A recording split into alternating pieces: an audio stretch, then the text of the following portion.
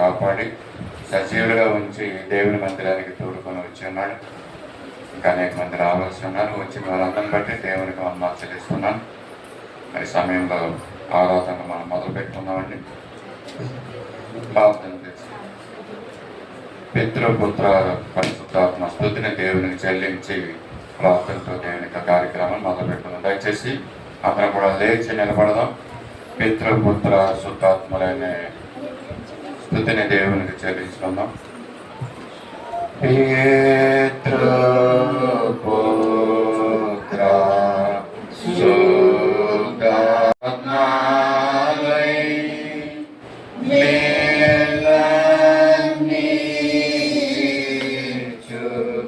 దేవుని స్తుతించు సర్వలోకమా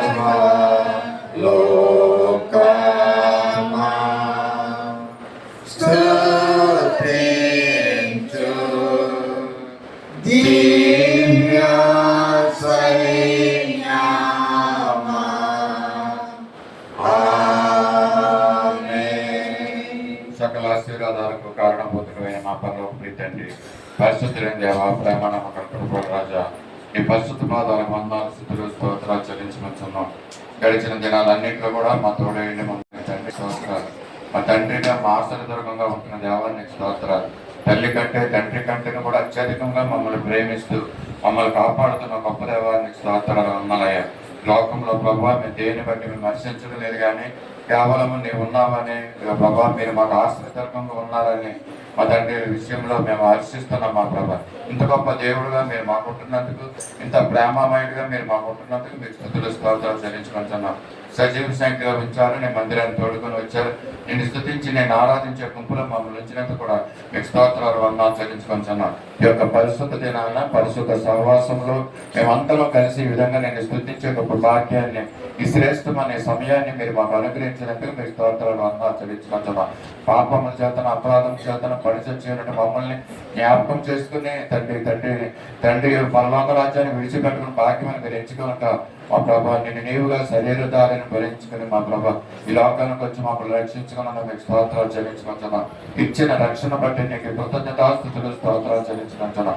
అంతేకాక మా యొక్క శరీర భౌతిక ఆత్మీయ జీవితాలకి అనేకమైన మేలుతో మమ్మల్ని తృప్తిపరిచి నడిపిస్తున్న గొప్ప తండ్రి నీకు స్తోత్రాలు వందనాలు చెల్లించుకుంటున్నాం. ఒకవేళ సమయంలో సత్య సవార్త సహవాసంలో చిన్నమంతగా మేము కోరున్నాం. మా ప్రభా, మాతో మీరు ఉండండి. మా తండ్రి నీ పరిశుద్ధాత్మ శక్తిని ఇక్కడ వెల్లడి చేయండి. జరుగుతున్న కార్యక్రమాలన్నీ నీ మహిమాతమై జరుగుట్లో సహాయం చేయండి. ఈ ప్రాంగణాన్ని ఇదిగో ప్రభా, ఈ పరిశుద్ధ ఆలయాన్ని నీ స్వాధీనంలో తీసుకోమని కూడా అడుగుతున్నాం. మా ప్రభా, నీ స్తోత్రాలు ఏమన్నా చెల్లించుకుంటున్న సంఘంలో ఉన్న ప్రతి కుటుంబాన్ని మీరు జ్ఞాపకం చేసుకోండి. మా తండ్రి దూర ప్రాంతంలో ఉంటే శుచిని శూన్యని బిడ్డల ఇరువును కూడా నీ కృపలో భద్రపరచండి. నీ కాపుదల్లో పెట్టులంచండి. మా తండ్రి మీ ఆలోచనలకు ఇదో ప్రభా సమాధానంతో వారిని నింపి నడిపించమని కూడా అడుగుతున్నాం. మా ప్రభా, నీకు స్తోత్రాలు వందనాలు చెల్లించుకుంటున్నాం. అలాగే సంఘ కన్స్ట్రక్షన్ విషయంలో నువ్వు చేస్తున్న సహాయం బట్టి నీకు వందనాలు చెల్లించుకుంటారు. అదే సంపూర్ణంగా కట్టుబడడానికి నీ కృపను అనుగ్రహించమని కూడా అడుగుతున్నాం.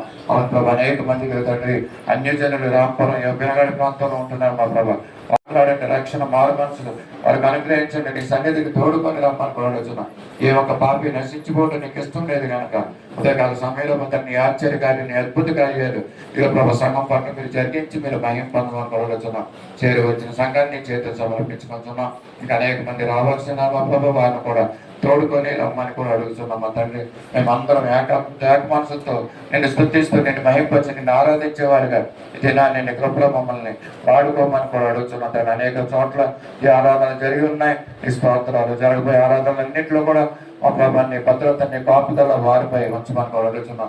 తండ్రి ఆరాధనలు నిరాటంకంగా జరుగుతూ నీ మహిమాతమే జరుగుతూ అనేక మంది అన్ని జనుల రక్షణార్థమయ్యే యొక్క ఆరాధనలు జరుగుతూ నీ కృపను అనుగ్రహించమని కూడా అడుగుతున్నాం. నీ కార్యాలు జరిగించుకోండి. ఉదయకాల సమయంలో సత్య సవార్త సహవాసాన్ని నీ చేతులు సమర్పించుకుంటున్న కార్యక్రమాలన్నీ కూడా నీ చేతులు సమర్పించుకుంటున్నా. మా ప్రభా, మా తండ్రి ప్రార్థించే వారితో మీరు ఉండండి. పరిశుద్ధాత్మగా అలర్ట్ చేయండి. నీ పరిశుద్ధాత్మతో నింపబడి ప్రార్థించే వారిగా చేయమని కూడా అడుగుతున్నాం.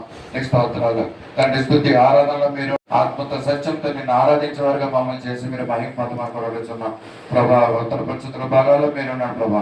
నీ మాటలు మాకు తెలియజేయండి. నీ వాక్య ధ్యానం లేదా పరిస్థిత వాక్యాన్ని ప్రతిష్ఠించుకొని ప్రభా నీ చిత్త ప్రకారంగా నీ మాటలు మాకు తెలియజేయండి. నీ జీవం గల మాటలు మేము విని మా బ్రతుకులు మార్చుకుని మా ప్రభా నీ కొరకే మేము బ్రతికి జీవించట్లో సహాయం చేయండి. నీ పరలోక రాజ్య వారసులుగా మమ్మల్ని చేసుకోండి. మా సంఘాన్ని ప్రభా పెళ్లి కుమార్తె వలె నీ రాకడ కొరకే సిద్ధపడే సంఘముగా మా సిద్ధపరచమని కూడా అడుగుతున్నా తండ్రి. నీ స్తోత్రం. నీ ప్రస్తుత ఆత్మదేవుడు మా మధ్యన ముంచమని అడుగుతున్నా. కార్యక్రమాలన్నింటి కూడా మీరు అత్యంత వహించండి. ప్రారంభం నుండి చివరి వరకు మీరే మహిమ పొందమని యేసయ్య పరిశుద్ధ నామములో అడిగి వేడుకొంచున్నాం తండ్రి. ఆమేన్.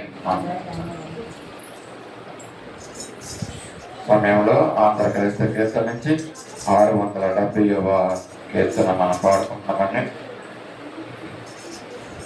ఆంధ్ర క్రైస్తవ కీర్తన నుంచి 670వ కీర్తన. నీ యేసుని వెంబడించునని నేడేగా నిశ్చయించుతిని అనే పాటని వచ్చిన వాళ్ళందరూ బుక్స్ తీసి కలిసి మనం పాడదాము. ఆంధ్ర క్రైస్తవ కీర్తన నుంచి ఉన్నటువంటి పాటలు మరి దీంట్లోనే మాటలు మనం గ్రహిస్తూ మరి దేవునికి మన ఉదయాల్ని సమర్పించుకుందాం. దేవుని తట్టు మన ఉదయాలను తిప్పుకుందాం.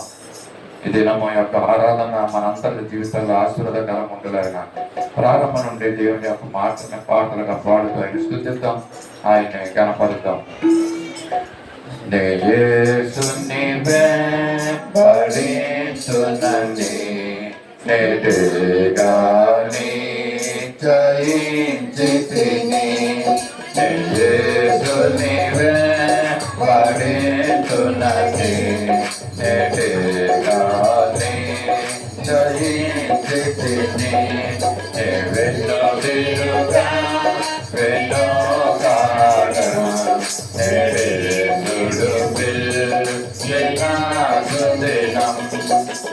వెన్నుదిరుగా వెన్నుకాడా నేడేసుడు పిల్లినాసుదినం. నా మోటు సిలువ నా వెన్నుకలు కసల్ నాదే దారి. నా మనసులో ప్రభు నా చోటు విరోధులు నా వారెవరు. యేసుని మిత్రులు నా కళ్ళలోగా నిందించదని. యేసుని మిత్రులు నా కళ్ళలోగా నిందించదని. యేసుని వెంబడించునని నేడేగా నిశ్చయించితిని. పరువులైనను కలతలైనను కలసిరాని కలిమిలేములు కలవరములు కలిగినాను. సములైన వదలయోన సునిశ్చయము కాకలనే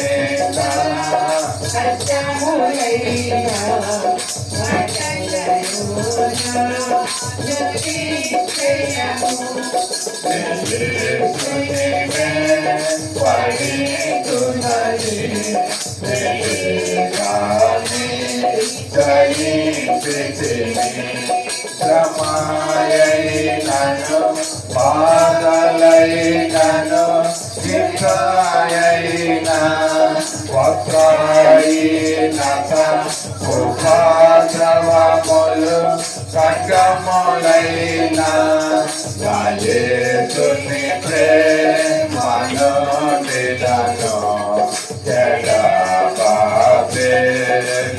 వారెవరు. నా యేసుని ప్రేమను నిదను వారెవరు. యేసుని వెంబడించునని నేడేగా నిశ్చయించితిని. వెన్నుదిరుగా వెన్నుకాడా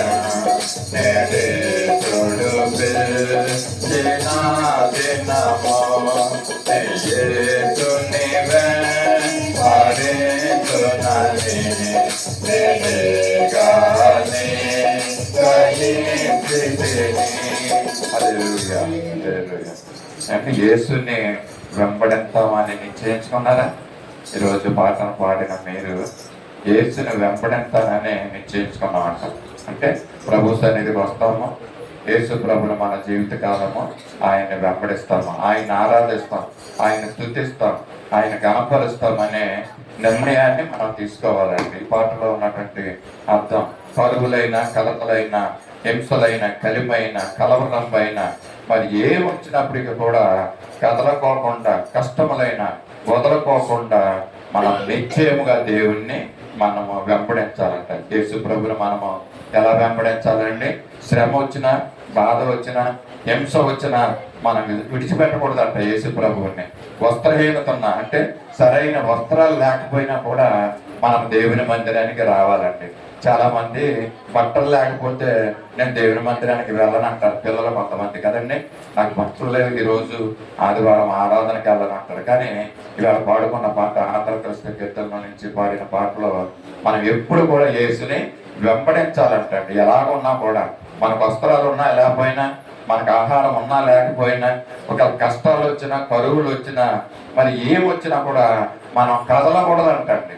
అంటే నిండు కొండలాగా మనం ఎప్పుడు కూడా మనం ఎలా ఉండాలంటే, ఒకవేళ రాత్రి ఆహారం లేకపోయినా కూడా ఉదయకాలం మనం స్నానం చేసి ఉన్నటువంటి వస్త్రాలు ధరించుకుని దేవుని సన్నిధికి వచ్చి దేవునిలో పాటలు పాడటం వల్ల మన ఆత్మీయ స్థితి ఎంతో బలభరితంగా ఉంటుందండి, బలంగా ఉంటుంది. మరి అటువంటి నిశ్చయం మనం తీసుకోవాలి ఈ ఉదయకాల సమయంలో. మరి ఆ విధంగా మనము మన జీవితకాలం అంతా యేసుని వెంబడిస్తాము అనే నిర్ణయం మనం తీసుకుందామంటే ఉదయకాల సమయంలో చక్కని మాటలు కదా. ఏ సమయంలో కూడా, ఏ స్థితిలో ఉన్నప్పటికీ కూడా మనం దేవుణ్ణి విడిచిపెట్టకూడదు, యేసు ప్రభుల వారిని. ఎటువంటి కష్టాలు వస్తున్నా కూడా కష్టాల్లో మనము మరి ఊగిసలాడిపోకుండా ప్రభువులో మనల్ని వెంబడించాలి. ఈ మాటలు చెప్తున్నప్పుడు చాలా మంది ఇక్కడ లేరండి, ఎందుకంటే వాళ్ళు ఊగిసలాడిపోయే మనుషులు వాళ్ళు. అంటే దేవుని మందిరానికి వచ్చి మాటలు వినలేనటువంటి పరిస్థితుల్లో వాళ్ళు ఉంటున్నారు. ఎందుకంటే సాతాను వాళ్ళని ఏం చేస్తుందంటే ఊగిస్తుంది అన్నమాట. అంటే దేవుని మందిరానికి రానవద్దు. ఇక్కడ ఏమంటున్నాడు భక్తుడు? ఎలాంటి హింస వచ్చినా, బాధ వచ్చినా దేవుని మందిరానికి వచ్చేయాలి, దేవుణ్ణి స్తుతించాలి అనే దేవుడి భక్తుడు మాట్లాడుతుంటే మనం ఏం చేస్తామంటే మన వస్త్రాల గురించి, మనకున్నటువంటి ఆయా పరిస్థితులను బట్టి ఆదివారం దినం ఆరాధనకి సమయానికి రాలేనటువంటి పరిస్థితులు అండ్ ఇక కరువు వస్తే మనం ఏమవుతాం? పాడిన పాటలు అదే ఉంది. కరువు వచ్చినా, హింస వచ్చినా, వరద వచ్చినా, ఏమొచ్చినా కూడా దేవుని సన్నిధికి మనం వెళ్ళాలని మనము పాట పాడాం. దేవుని సన్నిధి సమయానికి రాలేకపోయారు, ఆ మాటలు వినలేకపోయారు, ఆ పాటను పాడలేకపోయాం మనం. ఎందుకంటే మన జీవితాల్లో వస్తున్న చిన్న చిన్న విషయాలను బట్టి మనం ఏమవుతున్నామండి? ఊగిసలాడిపోతున్నాం. లేకపోతే ఇంకా చెప్పాలంటే నిర్లక్ష్యం చెందుతున్నాం. దేవుని సన్నిధి పర్లేదులేండి, వెళ్దాం, ప్రాబ్లం లేదు. ఇది నిర్లక్ష్యమైనటువంటి వైఖరి అండి. మన దేవుని సన్నిధి సమయానికి వచ్చి అండి దేవుని మాటలు కొన్ని మిస్ అయిపోయాం మనం. నేను అది చెప్తున్నా అంటే చక్కని మాటలు భక్తుడు చెప్తున్న మాటలు, నేనైతే యేసుని వెంబడిస్తున్నానని ఆ భక్తుడు రాశాడు. ఎందుకు రాశాడో తెలుసా? మన ఆదివారం ఆరాధనలో ఆ మాటలు జ్ఞాపకం చేసుకుని ఆ పాటలను పాడటానికి భక్తుడు రాశాడు. మనం ఆ మాటలను గుర్తు చేసుకోలేకపోతున్నాం, ఆ పాటలు పాడలేకపోతున్నాం. మనం ఎంత దౌర్భాగ్యం అనేటువంటి స్థితి మనం జీవిస్తున్నామో. ఒకసారి ఉదయకాల సమయంలో ఆత్మదేవుడు మనకు బోధిస్తున్నాడు, తెలియజేస్తున్నాడు మాటలు. అంటే పాటలు పాడటమే కాదు, దాంట్లో ఉన్న మాటల్ని మనం గ్రహించుకోవాలండి. గ్రహించుకుంటమే కాదు, ఆ ప్రకారంగా మనము జీవించాలి. మన బ్రతుకులు చక్కబడతాయి అన్నమాట. మరి ఈ ఉదయకాల సమయంలో ముందుగా వచ్చి పాటలు పాడి ఆ మాటలు తెలుసుకున్న వారిని దేవుడు బాగా దీవించి రానున్న దినాల్లో తీవ్రకరంగా చేయను కాక. ఆమేన్, హల్లెలూయా. ఉత్తర పురుషుల భాగానికి వెళ్దాం.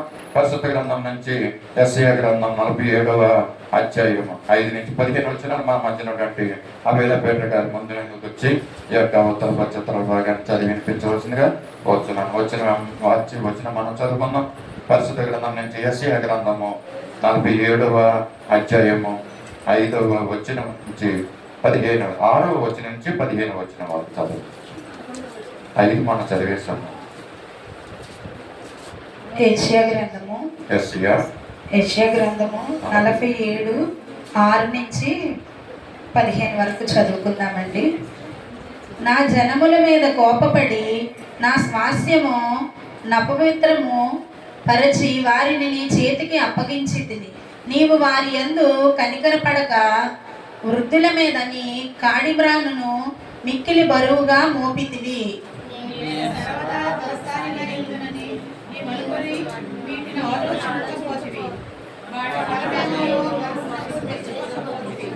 కాబట్టి సుఖాసక్తులవై నిశ్చయముగా నివసించుచు నేనే ఉన్నాను, నేను తప్ప మరి ఎవరునూ లేరు. నేను విధవరులనై కూర్చుండను, పుత్రశోకము నేను చూడదనని అనుకొనుచున్నదానా, ఈ మాటను వినుము.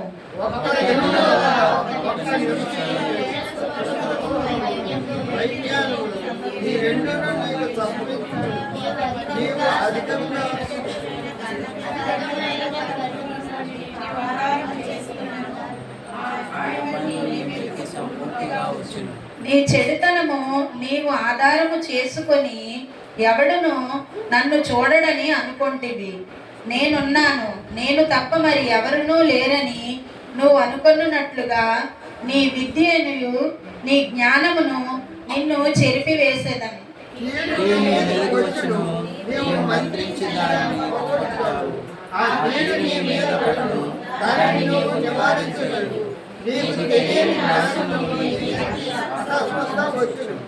నీ బాల్యము నుండి నీవు ప్రయాసపడి అభ్యసించిన నీ కర్ణ పిచాచ తంత్రములను, నీ విస్తారమైన శకునములను చూపుటకు నిలువుము. ఒకవేళ అవి నీకు ప్రయోజనకరములగునేమో, ఒకవేళ నీవు మనుషులను బెదిరింతువేమో,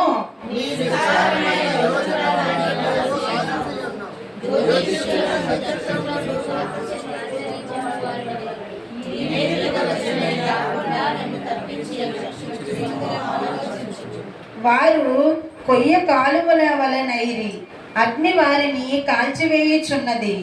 జ్వాల యొక్క బలము నుండి తాము తాము తప్పించుకొనలేక ఉన్నారు. అది కాచుకొనుటకు నిప్పు కాదు, ఎదుట కూర్చుండి కాచుకొనదగినది కాదు.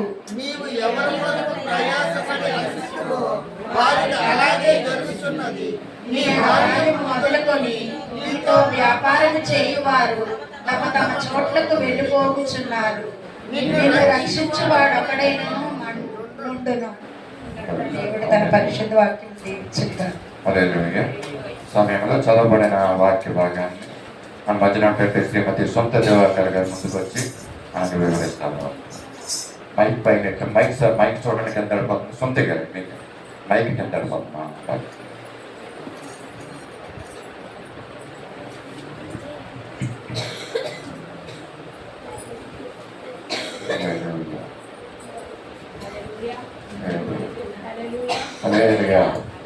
దేవుని నామానికి వందనాలండి. వచ్చిన దినమంతా రాత్రి అంతా దేవుడు మనల్ని కాచి కాపాడి ఆయన రెక్క చాటును భద్రపరిచి మంచి నిద్రించి ఉదయకాలం మనందరినీ కూడా ఆయన సన్నిధానానికి తీసుకొచ్చినందుకు ఆయనకే ఘనత మహిమ కలుగుగాక. మనందరినీ సజీవ లెక్కలో ఉంచాం కదండి. సజీవంగా ఉంటేనే కదా మనం అడగకపోతున్నాం కదా. సజీవంగా వచ్చిన వాళ్ళు ఏం చేయాలి? దేవుని ఆరాధించాలి. దేవునికే ఘనత మహిమ కలుగుగాక.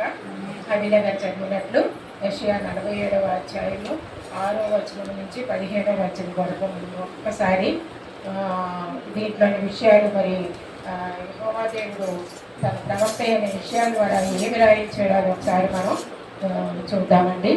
6వ వచనము, నా జనుల మీద కోపపడి నా స్వాస్యమును అపవిత్రపరిచి వారిని నేను చేతికి అప్పగించుకుని నీవు వారి ఎందుకు కనికరపడక వృద్ధుల మీద నీ కాడిబ్రాను మిక్కిలి బరువుగా మోపిదివి.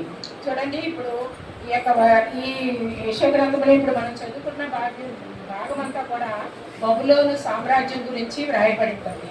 బబులోను సామ్రాజ్యం ఏ విధంగా ఉన్నదో, ఎందుకంటే ఆ బబులోను నెబుకద్నెజరు రాజు వీళ్ళందరూ కూడా ఇశ్రాయేలు మీద తిరుగుబాటు చేసి వాళ్ళ దగ్గరికి వచ్చి విధాన చేసి మరి యెరూషలేములో ఉన్నటువంటి దేవాలయంలో ఉన్నటువంటి అన్నీ కూడా తీసుకెళ్ళిపోయి చాలా అసహ్యంగా ప్రవర్తించారు. అన్నీ పట్టుకెళ్ళిపోయారు. దేవుని భయం లేదు వాళ్ళకి.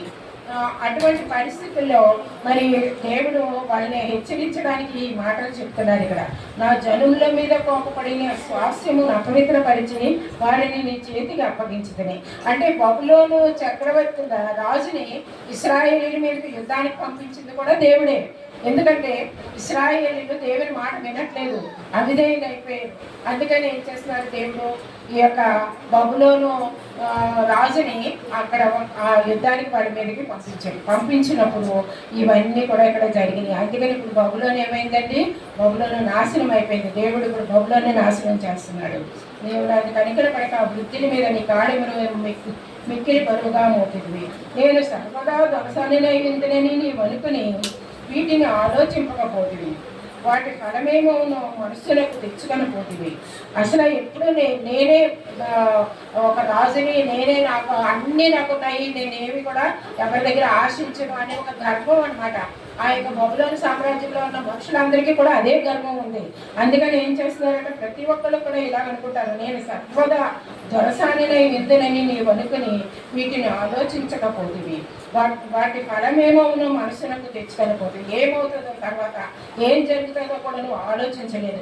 మనం కూడానండి మన యొక్క నిజ జీవితంలో మనం ఏం చేస్తామంటే మనకి అన్నీ ఉన్నప్పుడు మనం అనుకుంటాం నాకేంటి, నేను ఎవరిని కేర్ చేయాలి, నాకు అన్నీ ఇచ్చాడు దేవుడు, నాకు అన్నీ నేను బాగానే ఉన్నాను కదా, నేనెందుకు వాడి దగ్గరికి వెళ్ళాలి, నేనెందుకు వాడి మాట వినాలా అని మనం ఒక్కొక్కసారి ఆలోచిస్తూ ఉంటాం. ఇక్కడ ఈ బబులోనులో ఉన్నటువంటి ప్రజలు కూడా అలాంటి ఆలోచనలే కలిగి ఉన్నారట. కాబట్టి మనం అలాంటి ఆలోచనలు కలిగి ఉండకూడదని దేవుడు మనకి ఏది చేశాడో దాన్ని మనం కృతజ్ఞత కలిగి నువ్వు ఇచ్చావు ప్రభు, ఇది మీకు వందనాలు, వాళ్ళకి ఉన్నది మనకు లేదు అని మనం ఎప్పుడు బాధపడకూడదు. ఇతరులను చూసి మనం వాళ్ళకి లేదు, వాళ్ళలాగా నేను లేదు, దేవుడు నన్నెందుకు ఉంచలేదు వాళ్ళలాగా అనేటువంటి భావన మనలోనికి రాకూడదు. ఎందుకంటే దేవుడు మనకి ఏది ఇచ్చాడో దాన్ని బట్టి మనం సంతోషించాలి. ఆ విధంగా అలాగే కాబట్టి సుఖాశక్తురాలపై నిర్భయముగా నివసించుతూ నేనే ఉన్నాను, నేను తప్ప ఎవరునూ లేరు, నేను విధవరాలనై కూర్చుండను, పుత్ర శోకము నేను చూడనని అనుకుంటున్నదానా ఈ మాట విలువ. చూసారా, ఏమనుకుంటా కదా, నేనే నాకు అసలు పుత్ర శోకం ఉండదు, నేను విధవరాలను అవ్వను, నేను ఎప్పుడు ఇలాగే ఉంటాను, నేను ఇలాగే ఉంటాను అని ఎంతో గర్వంగా చెప్తుంటే ఆ విషయంలో ఏం చెప్తున్నారో చూడండి. ఇక్కడ అనుకుంటున్నదానా నా మాట విలువ. అలాగే ప్రకటన 18:7 ఒకసారి చూడండి. ప్రకటన 18.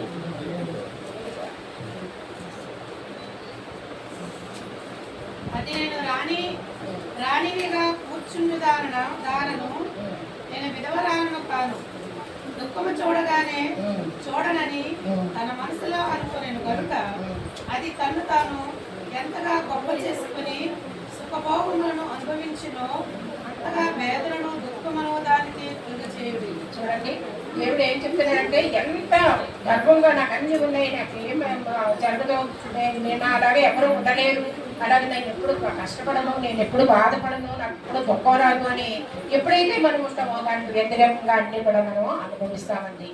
అదే ఇక్కడ చెప్తున్నారు. అలాగే ఇప్పుడు అమ్మగారు చెప్పారు కదా, నేను ఇప్పుడు ఏంటి ప్రతి విషయంలో కూడా నాకు ఏవి జరగవు, నేను ఇప్పుడు ఇలాగే ఉంటాను, నాకు బాధలు ఉండవు, ఎక్కులు ఉండవు, ఇబ్బందులు ఉండవు, కష్టాలు ఉండవు, నేను ఇలా దొరసానిలాగే ఉంటాను అనేట ఆ బబులోను రాజ్యం అట అనుకుంటాను ఉంటుందంట.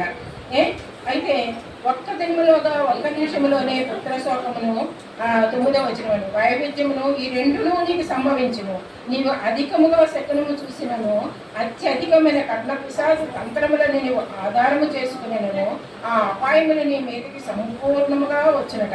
అన్నీ చేసుకున్నా సరే, అన్నీ ప్రొవైడ్ చేసుకున్నా సరే నాకు ఏం జరగదు అనేసి అన్ని తంత్రాలన్నీ అన్ని పట్టుకొని కట్న పిశాచాలు ఇవన్నీ కూడా నాకు వచ్చు, నా దగ్గరికి ఏమి చేరవు అని గర్వపడుతూ ఉంటుంటేనట దేవుడు అలాంటి వారిని ఏం చేస్తున్నాడో చూడండి. 1వ దశలోనికయలు 1:3 ఒకసారి చూద్దామండి. 1వ దశలోనికయలు 1:3.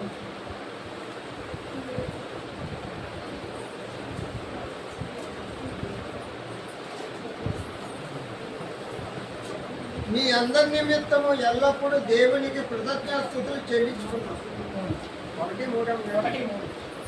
మీ ప్రయాసమును మన ప్రభు అయిన యేసుక్రీస్తునందలి నిరీక్షణతో కూడిన మీ ఓర్పును మేము మన తండ్రి అనేది జ్ఞాపకం చేసుకొనొచ్చు మా ప్రార్థనల యందు ఈ విషయమై విజ్ఞాపనము చేయొచ్చు. మీ అందరి నిమిత్తము ఎల్లప్పుడూ దేవునికి కృతజ్ఞాస్తుతులు చెల్లించుచున్నారు. దేవుడు మనకి ఏంటి ఇచ్చారో ప్రతిదీ కూడా మనం ఏం చేయాలంటే దేవునికి కృతజ్ఞతాస్తుతులు చెల్లించాలి. అందుకే నాకు ఇది అన్నది, నాకు ఇల్లు ఉంది, నాకు గర్వం ఉంది, నాకు అన్నీ ఉన్నాయని మనం గర్వపడకూడదు. ఎప్పుడైతే అలా గర్వపడిందో ఈ యొక్క బబులోను సామ్రాజ్యంలో ఉన్న రాజు ఏంటి, అక్కడ ఉన్న జనులు ఏంటి, ఆ అధిపతులు ఏంటి, అక్కడ కూడా వాళ్ళు ఇప్పుడు వాళ్ళని దేవుడు ఏం చేస్తున్నాడంటే మనకి ఏమీ లేకుండా చేస్తున్నాడు. అంటే ఆ బబులోను సామ్రాజ్యం పోలు చేస్తున్నాను నేను అంటే అక్కడ ఉన్న జనులు రాజులు అందరూ కూడా నాశనం అయిపోతారు. అక్కడ ఏవి కూడా అది ఎంతో వ్యాపారం జరుగుతున్నటువంటి ప్లేస్ ఉంటుంది. బంగారం, వెండి, ఎక్కడెక్కడి నుంచో వర్తకులు వచ్చి అక్కడ వ్యాపారం చేస్తారు. ఇప్పుడు అవి కూడా అక్కడ జరగకుండా దేవుడు చేస్తానంటున్నాడు. అలాగా అపాయములు నివేదిక అలా అనుకున్న వాళ్ళకి దేవుడు ఎలాగొస్తుందంటే అపాయము హఠాత్తుగా వాడి మీదకి వస్తుందట. ఇప్పుడు చూడండి, స్త్రీ ప్రసవ వేదన పడి బిడ్డల్ని కంటాలని మనకు తెలుసు. కానీ అది ఏ టైంకి ప్రసవ వేదన పడుతుందో, ఏ టైంకి బిడ్డలు కంటారో ఎవరికి చెప్పలేదు. డాక్టర్ గారు కూర్చుంటారు, సాయంకాలం డెలివరీ అవుతామా అంటారు, రాత్రి చూసి పొద్దున్న డెలివరీ అవుతామా అని అంటారు. కానీ ఆమెకి ఎప్పుడు నొప్పులు వస్తున్నాయో, ఎప్పుడు డెలివరీ అయిపోతుందో ఎవరికి తెలియదు. కాబట్టి రాత్రి అవుతా అన్న ఆవిడ పొద్దుగా డెలివరీ అయిపోతుంది. దేవుడు కూడా విషయం చెప్పాడు. కాబట్టి అలాంటి పరిస్థితి వస్తుంది మనకి. ఎప్పుడు హఠాత్తుగా మన మీదకి ఆపద వస్తుందో మనకు తెలియదు. దాని గురించి మనం ఏం చేయాలండి? దేవునికి కృతజ్ఞతాస్తుతులు చెల్లిస్తూ సిద్ధపడి ఉండాలి. 10వ వచనం చూద్దామండి. నీ చెడుతనమును నీవు ఆధారము చేసుకుని ఎవడునూ నన్ను చూడనని అనుకుంటుంది. నేనున్నాను, నేను తప్ప ఎవడునూ లేరని నీవు అనుకున్నట్లుగా నీ విద్యయు నీ జ్ఞానమును నిన్ను చేపివేయను. యెషయా 29:15 ఒకసారి చూద్దామండి. యెషయా 29:15 ఈ అధ్యాయంలో కూర్చోబోతున్నాను.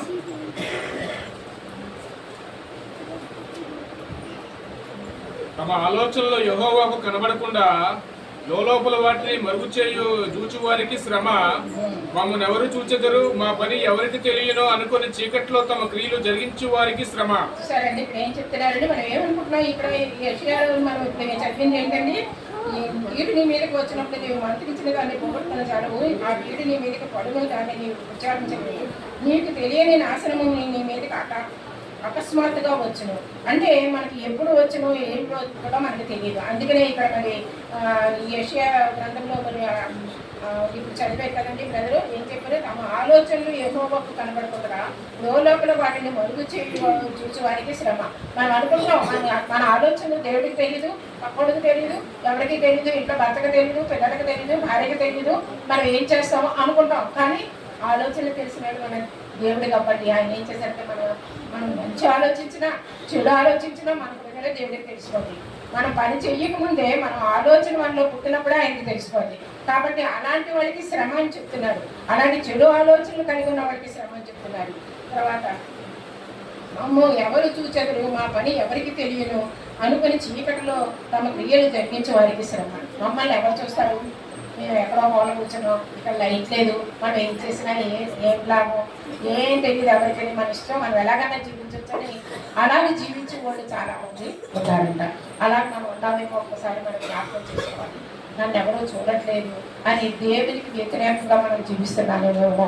ఒకవేళ ఆ పని చెయ్యకూడదని తెలిసినా కూడా మనం చేస్తున్నామేమో. ఎందుకంటే నేను చీకట్లో ఉన్నాను కదా అని ఎవరు చూడలేదు. చీకటి బ్రతుకులు మనం కలిగి ఉన్నామేమో, చీకటి పనులు మనం చేస్తున్నామేమో. అలాంటి వారికి శ్రమని దేవుడు ఇక్కడ చెబుతున్నాడు. కాబట్టి మనం ఏం చేయాలండి? చీకట్లో ఉన్నా, వెలుగులో ఉన్నా, ఎక్కడున్నా మన ఆలోచనలు బాగుండాలి, మన క్రియలు బాగుండాలి.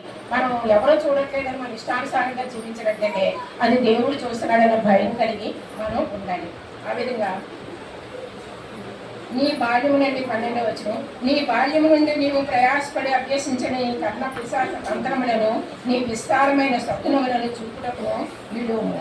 ఒకవేళ అవి నీకు ప్రయోజనకరములగునేమో, ఒకవేళ నీవు మనుషులను బెదిరించుదువేమో. చూడండి, ఆ యొక్క బబులోను సామ్రాజ్యంలో ఉన్నటువంటి వాళ్ళందరూ చిన్నప్పటి నుంచి రండి ఈ మంత్రాలు, ఈ తంత్రాలు, ఈ శకునాలు, తర్వాత ఇవన్నీ కూడా చిన్నప్పటి నుంచి కర్ణ పిశాచ విద్యలు ఇవన్నీ చిన్నప్పటి నుంచి నేర్చుకున్న వాళ్ళందరూ. అందుకని వాళ్ళు చాలా ధైర్యంగా ఉంటారు. మమ్మల్ని ఎవరో ఏమీ చేయలేరు, మేము వాడి మీద చెడు పెడతాం, వీళ్ళని ఇలా చేసేస్తాం, అలా చేసేస్తాం అనేటువంటి పరిస్థితి పరిస్థితుల్లో వాళ్ళు ఉన్నారు కాబట్టి వాళ్ళు ఎవరిని లెక్క చేయరు. అయితే దేవుడు ఏం చెప్తున్నాడంటే అలాంటి వాళ్ళకి చాలా శ్రమను చెప్తున్నారు. చాలా శ్రమ. వాళ్ళు ఎన్ని అభ్యసించినా కూడా అవేమి వాళ్ళని రక్షించవు, అవేమి వాళ్ళని కాపాడవు. అది వాళ్ళు తెలుసుకోలేకపోతున్నారు. అలాగే 1వ దశలోనికని 5:3 ఒకసారి చూద్దామండి. ఇంతకు చదివే కదా 5:3, 5:1 చదివాము, 5:3 చదివాము. లోకము నెమ్మదిగా ఉన్నది, భయమేమీ లేదని చెప్పుకుంటుండగా గర్భిణీ స్థితి ప్రసవ వేదన వచ్చినట్లు వాటి అకస్మాత్తుగా నాశనము తటస్థించదు కనుక వారెంత మాత్రమును తప్పించుకొని జాగ్రత్త. వాళ్ళు ఏం చేస్తారండి? ఎంత మాత్రం కూడా వాళ్ళు ఏ విధంగానూ తప్పించుకోలేరు. వాళ్ళు చేసినటువంటి పాపాలను బట్టి, వాళ్ళు చేసిన అవినీతులను బట్టి మనం తప్పించుకుంటాము. మనకి ఎన్నో శకునము మనకు తెలుసు, ఈ విద్యలన్నీ నేర్చుకున్నాము, మనల్ని ఎప్పుడో ఏమి చేయడు అని చాలా ఇంకా బబులోను సామ్రాజ్యంలో ఉన్న వాళ్ళందరూ కూడా అనుకొని ఇష్టానుసారమైన జీవితాలు వాళ్ళు జీవిస్తున్నారు. అయితే అకస్మాత్తుగా ఎప్పుడు వాళ్ళ మీదకి ఆపద వస్తుందో, ఎప్పుడు వాళ్ళ దేవుడు నాశనం చేస్తారో వాళ్ళకి తెలియట్లేదు. తెలియకుండా వాళ్ళు ఏం చేస్తారంటే మేము ఎప్పుడూ ఇలాగే ఉంటాం, మా ఇష్టానుసారంగా జీవిస్తామని దేవుని భయం లేకుండా జీవిస్తున్నారంట. ఆ విధంగా చూసినట్లయితే 13వ వచనం కూడా చూద్దాం. నీ విస్తారమైన యోచనల వలన నీవు అలసి ఉన్నావు. జ్యోతిష్కులు, నక్షత్ర సూచకులు, మాస చర్య చెప్పువారు నిలవబడి నీ మీదకు వచ్చినవి రాకుండా నిన్ను తప్పించి రక్షించుకునేమో ఆలోచించుకో. చూడండి, ఇవన్నీ ఉన్న ఈ నక్షత్ర విద్యలు, జ్యోతిష్కులు వీళ్ళందరూ కూడా నువ్వు నాశనం అయిపోతున్నప్పుడు నిన్ను తప్పించలేరు. వాళ్ళు నిన్ను ఏమీ చేయలేదు అనుకుంటాము, ఇవన్నీ నాకున్నాయి, నేనేమి నాశనం అవును, నేను చక్కగా బ్రతుకుతాను అనుకుంటున్నామేమో, కానీ వాళ్ళు ఎవరు కూడా నీకు ఏమి సహాయం చేయరు అని చెప్తున్నారు. వారు కొయ్య కాలువలైరి అగ్ని వారిని కాల్చివేయించున్నారు. జ్వాల యొక్క బలము నుండి తమ్మును తాము తప్పించుకునేలేక ఉన్నారు. అది కాచుకొనిటను నిప్పు కాదు, ఎదుట కూర్చుండి కాచుకొని తగినది కాదు. ఆ అగ్ని ఎలా ఉంటుందంటేనండి, శ్రీకాంత్ గారు చెప్పిన వాక్యం ఎంతమంది గుర్తుంది? పాతాళంలో ఎలా ఉంటుందో చెప్పారు కదా. అది మనకి ఎప్పుడు హెచ్చరికలు మనకి ఎప్పుడు వస్తూనే ఉంటాయండి, మనం ఎలా ఉండాలో. ఆ వాక్యమే ఇక్కడ కూడా ఉన్నది ఇప్పుడు. అయితే వారు కొయ్య కాలువల అనేది అగ్ని వారిని కాల్చివేసింది. కొయ్య కాలువలు అంటే చక్కలాగా ఎందుకు పనికిరానట్టుగా పడి ఉన్నారు వాళ్ళు. అలాంటప్పుడు వాళ్ళు ఏం చేస్తారంటే అగ్ని కాల్చివేస్తుంది కదా. జ్వాల యొక్క బలము నుండి తమ్ముడు తప్పించుకొని లేక అటువంటి అగ్ని ఇప్పుడు చూడండి ఫ్లోట్ అవుతుంది అని మనకి వార్తల్లో చూపిస్తూ ఉంటారు. అక్కడికి ఎవరు వెళ్ళలేరు. లోపల ఏం జరిగిందో, ఎక్కడ అగ్ని స్టార్ట్ అయిందో అది ఆపుదామంటే లోపలికి వెళ్ళారు. ఏమైందో తెలియదు. అగ్ని దగ్గరికి ఎవరు వెళ్ళలేరు కదండి. అంత చిన్న అగ్ని దగ్గరికే వెళ్ళి అక్కడ ఏమైందో, ఎలాగో అగ్ని పుట్టిందో తెలుసుకోవడానికి వెళ్ళలేని పరిస్థితుల్లో ఉన్నప్పుడు 24 గంటలు మనం పాతాళంలో ఆ అగ్నిలో కాలుతూ ఉంటాం. ఎలాగుంటామండి? అగ్ని ఉన్నదంటేనే చిన్నపిల్లలు కాలిపోద్దంటే దూరంగా జరిగిపోతాడు కదా. అలాంటి అగ్ని 24 గంటల అగ్నిలోనే మనం ఉంటామట. అలాంటి పరిస్థితుల్లో ఉండడానికి మనం ఇష్టపడుతున్నామా? ఇష్టపడం కదా. అందుకని దేవుడు ఏం చేస్తాడంటే వాటి నుంచి తప్పించుకోవాలంటే మనం దేవునికి విధేయుడే జీవించాలి, దేవునికి భయపడి జీవించాలి, దేవునికి మన మనసులు అప్పచెప్పుకోవాలి, మన యొక్క హృదయాలను అప్పచెప్పుకోవాలి. ప్రభా నువ్వు మా హృదయంలోకి రండి, నాలో చెడు తలపులు తీసివేయండి అని చెప్పుకునే స్థితిలో మనం ఉండాలి. అప్పుడే మనం అది తప్పించుకుంటాం. ఆ విధంగా ఒకసారి మలాకి 4:1 ఒకసారి చూద్దామండి. మలాకి 4:1 ఎలా కాలుతామో ఆ అగ్నిని మనం ముందు కూర్చొని చలి కాచుకోలేము, చలి కాచుకోలేము. ఇది ఎక్కడ మలాకి 4:1 మత్తయి వార్త ముందుంటారండి. అనగా నియమింపబడిన దినము వచ్చుచున్నది, కొలిమి కాలినట్టు అది కాలును, గర్విష్ఠులందరూ దుర్మార్గులందరూ కొయ్యి కాలులే ఉందరు, వారిలో ఒకరికి వేరైనను చిగురైనను లేకుండా రాబో దినము అందరినీ కాల్చివేయునని సైన్యములకు అధిపతి యెహోవా సెలవిచ్చుచున్నాడు. చూడండి ఎలా ఉంటుందని, ఎవరు గొప్పోడని, వేదోడని, ధనవంతుడని, ఆస్తికలుడని అక్కడ ఏమి ఆ భేదం ఉండదట. నేలైనా నియమింపబడిన దినము వచ్చుచున్నది. ఒక్క దినం వస్తుందండి, నియమింపబడిన దినం ఒకటి. దేవుడు ఆ దినాన్ని మనకు తెలియపరచలేదు. ఆ దినం దేవుడికే తెలుసట. ఆ దినం ఒకటి వస్తుందట. అప్పుడు కొలిమి కాలునట్లు అది కాలును. కొలిమి అంటే ఎప్పుడు కాలుతూనే ఉంటుంది. ఏదో ఆరిపోయి కాసేపు వెలిగి ఆరిపోయేది కాదు, 24 గంటలు కాలుతూనే ఉంటుంది. అలాంటి కాలునట్లు అది కాలును. గర్విష్ఠులందరూ దుర్మార్గులందరూ పొయ్య కాలు వలె అందులో పడింది. ఇప్పుడు అగ్నిలో మరి చెక్క అవి మనకి చెత్త చెత్త పీటలు కుర్చీలు విరిగిపోయి అన్నీ వేస్తూ ఉంటారు కదండి.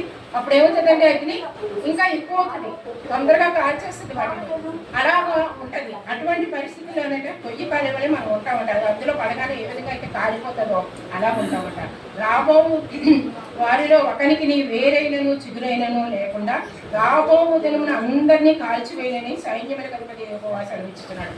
దుర్మార్గులు ఇంకా రండి, దేవునికి అవిధేయతలుగా ఉన్నవాళ్ళు, ఇదిగో ఇదే రక్షణ దినము, మీరు దేవుడిని నమ్ముకోండి, మీరు రక్షింపబడతారు, మీరు పరలోకానికి వెళ్తారంటే ఎవరో నమ్మట్లేదు.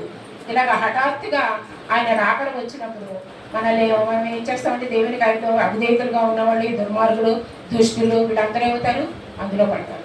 అందులో పడినప్పుడు అక్కడి నుంచి రావడానికి ఉంటుందా? అలా కాలుతూనే ఉంటారు. అది మనకు తెలుసు, వింటున్నాం, చెప్తున్నారు, అన్నీ మనం గ్రహిస్తున్నాం, కానీ మనం భయపడట్లేదు. అలాగ భయపడి జీవించాలని ఇక్కడ దేవుని వాక్యాలు మనల్ని హెచ్చరిస్తున్నాయి. ఆ విధంగా మనం మరి జీవించాలి. తర్వాత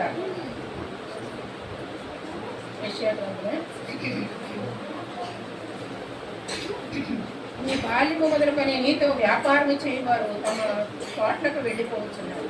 నిన్ను రక్షించేవాడు వాడు ఎప్పుడైనా ఉండరు, రక్షించేవాళ్ళే ఎవరు ఉండరని చెప్తున్నారు. ఎందుకంటే అక్కడ ప్రయాసపడి అందరూ కూడా అక్కడికి వచ్చి వ్యాపారం చేస్తారండి. వెండి, బంగారం, మరి తర్వాత ఈ గంధకాలు ఇవన్నీ కూడా ఎక్కడెక్కడి నుంచో తీసుకొచ్చి ఆ యొక్క బబులోను సామ్రాజ్యంలో అమ్ముకుంటా ఉంటారు, వ్యాపారం చేస్తూ ఉంటారు, వాళ్ళు ఆస్తిని సంపాదించుకుంటూ ఉంటారు. వీళ్ళందరూ ఏం చేస్తారంట, ఈ యొక్క బబులోను సామ్రాజ్యం కూలిపోతుంది. దానికి ఏమీ అసలు సారం లేదు. అందులో మనుషులు కానీ అక్కడ ఏది కూడా నాశనం అయిపోతున్నాయి. దేవుడు నాశనం చేస్తున్నారు. ఇలాంటి చోట మనం ఏం వ్యాపారం చేస్తామన్నట, వాళ్ళందరూ వెళ్ళిపోతారట, వాళ్ళ దేశానికి వెళ్ళిపోతారట. అంత మంచి వ్యాపారాలు అక్కడ చేయకుండా అక్కడ ఏమీ లేదు, ఇప్పుడు అది నాశనం అయిపోతుంది, మనం ఇక్కడ ఉంటే మనం నాశనం అయిపోతుంది అనేసి చెప్పి వాళ్ళందరూ వెళ్ళిపోతారట. వ్యాపారం చేయవారు తమ తమ చోట్లకు వెళ్ళిపోవచ్చున్నారు. నిన్ను రక్షించేవాడు ఒక్కడు కూడా నిన్ను రక్షించేవాడు కూడా అలాగే నిన్ను నాశనం చేస్తానని బబులోను దేశంతో దేవుడు మాట్లాడుతున్నాడు. అంటే అక్కడ ఉన్న ప్రజలతో దేవుడు మాట్లాడుతున్నాడు. ఈ రోజు కూడా దేవుడు మనతో మాట్లాడుతున్నాడు. అటువంటి దుర్మార్గపు స్థితిలో ఉండకుండా దేవుని ఆజ్ఞలకు లోబడి ఆయన ఏ విధంగా మనం జీవించాలన్నారో ఆ విధంగా మనం జీవించినట్లయితే మనకి పరలోక రాజ్యంలో స్థానం ఇస్తాడు ఆయన. దేవుని ఇచ్చిన వాక్యం మనం ఇంట్లో దీవించుకుందాక. చక్కని మాటలు మనం విన్నామండి. ఈరోజు యెషయా గ్రంథంలో నుంచి అంశాలు చాలా మాటలు మనకు తెలియజేశారు. మరి బబులోను దేశం గురించి మరి ఈ యొక్క మాటలు రాయబడి ఉన్నాయన్న విషయాలు కూడా తెలియజేశారు. అయితే నాకు ఒక మాట దీంట్లో అర్థకున్నాను. చాలా నేను మరొకసారి ఆ మాటను మీకు జ్ఞాపకం చేయాలని ఆశపడుతున్నాను. 7వ వచనంలో చదువుకున్న మాటలో నుంచి నేను ఈ మాట యాక్చువల్గా ఈ చదువుకున్న భాగంలో ఈ భాగంలో ఉందన్న విషయం నాకు తెలీదు. అయితే నేను ఈ మాటను గురించి ఒక దైవజనుడు ఏం మాట అంటే ముందు చెప్పి తర్వాత విషయం చెప్తాను. 7వ వచనంలో నేను సర్వదా దొరసానినై యుద్ధనని నీవు అనుకుని వీటిని ఆలోచిస్తున్నాం అనేది ఉంది. దొరసాని అనే మాట అంటే ఈ మాటని నేను టీవీలో వాక్యాలు వింటున్నానండి.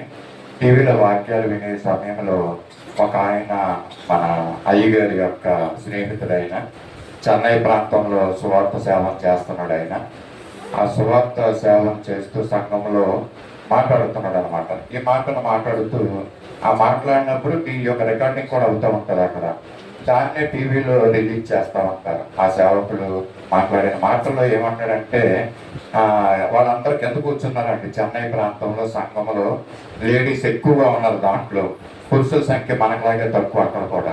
అంటే ఎక్కువ మంది కూర్చొని ఉన్నారు లేడీస్, 2 పక్కల లేడీస్, ఆడవాళ్ళు, స్త్రీలు కూర్చొని అక్కడ నుండి వాక్యం అంటున్నారు చెప్పిన మాటలు. ఈయన చెప్తూ ఏమంటాడంటే, అమ్మ మనం ఎప్పుడు కూడా దొరసానుల్లా ఉండం మనం అంటే ఎల్లప్పుడు మనం దొరసానులాగా మనం ఉండిపోము. వాడలు బళ్ళు అవుతాయి, బళ్ళు వాడలు అవుతాయి. మరి ఆయన ఎందుకు చెప్పాడు ఆ మాట ఏంటి అంటే బలహీనులు బలవంతులు అవ్వచ్చు, బలవంతులు బలహీనులు అవ్వచ్చు. దొరసానులుగా ఉన్నవాళ్ళు మరి సేవకురాళ్ళు అవ్వచ్చేమో. అంటే సేవకులు అంటే సర్వెంట్స్ అంటే పనిచేసేవాళ్ళుగా, పనిచేసేవాళ్ళు దొరసానులుగా అవ్వచ్చు. కానీ ఆయన ఇన్ని చెప్పలేదు. ఆయన ఒకే ఆ సంఘాన్ని హెచ్చరిస్తున్నాడు ఏంటంటే, అమ్మ మీరు ఎప్పుడు దొరసానులా ఉండిపోరు, మీరు అనుకుంటున్నారు ఇప్పుడు దొరసానులా అనుకుంటున్నారు, మీరు ఎప్పుడు ఇలా దొరసానులా ఉండలేరు.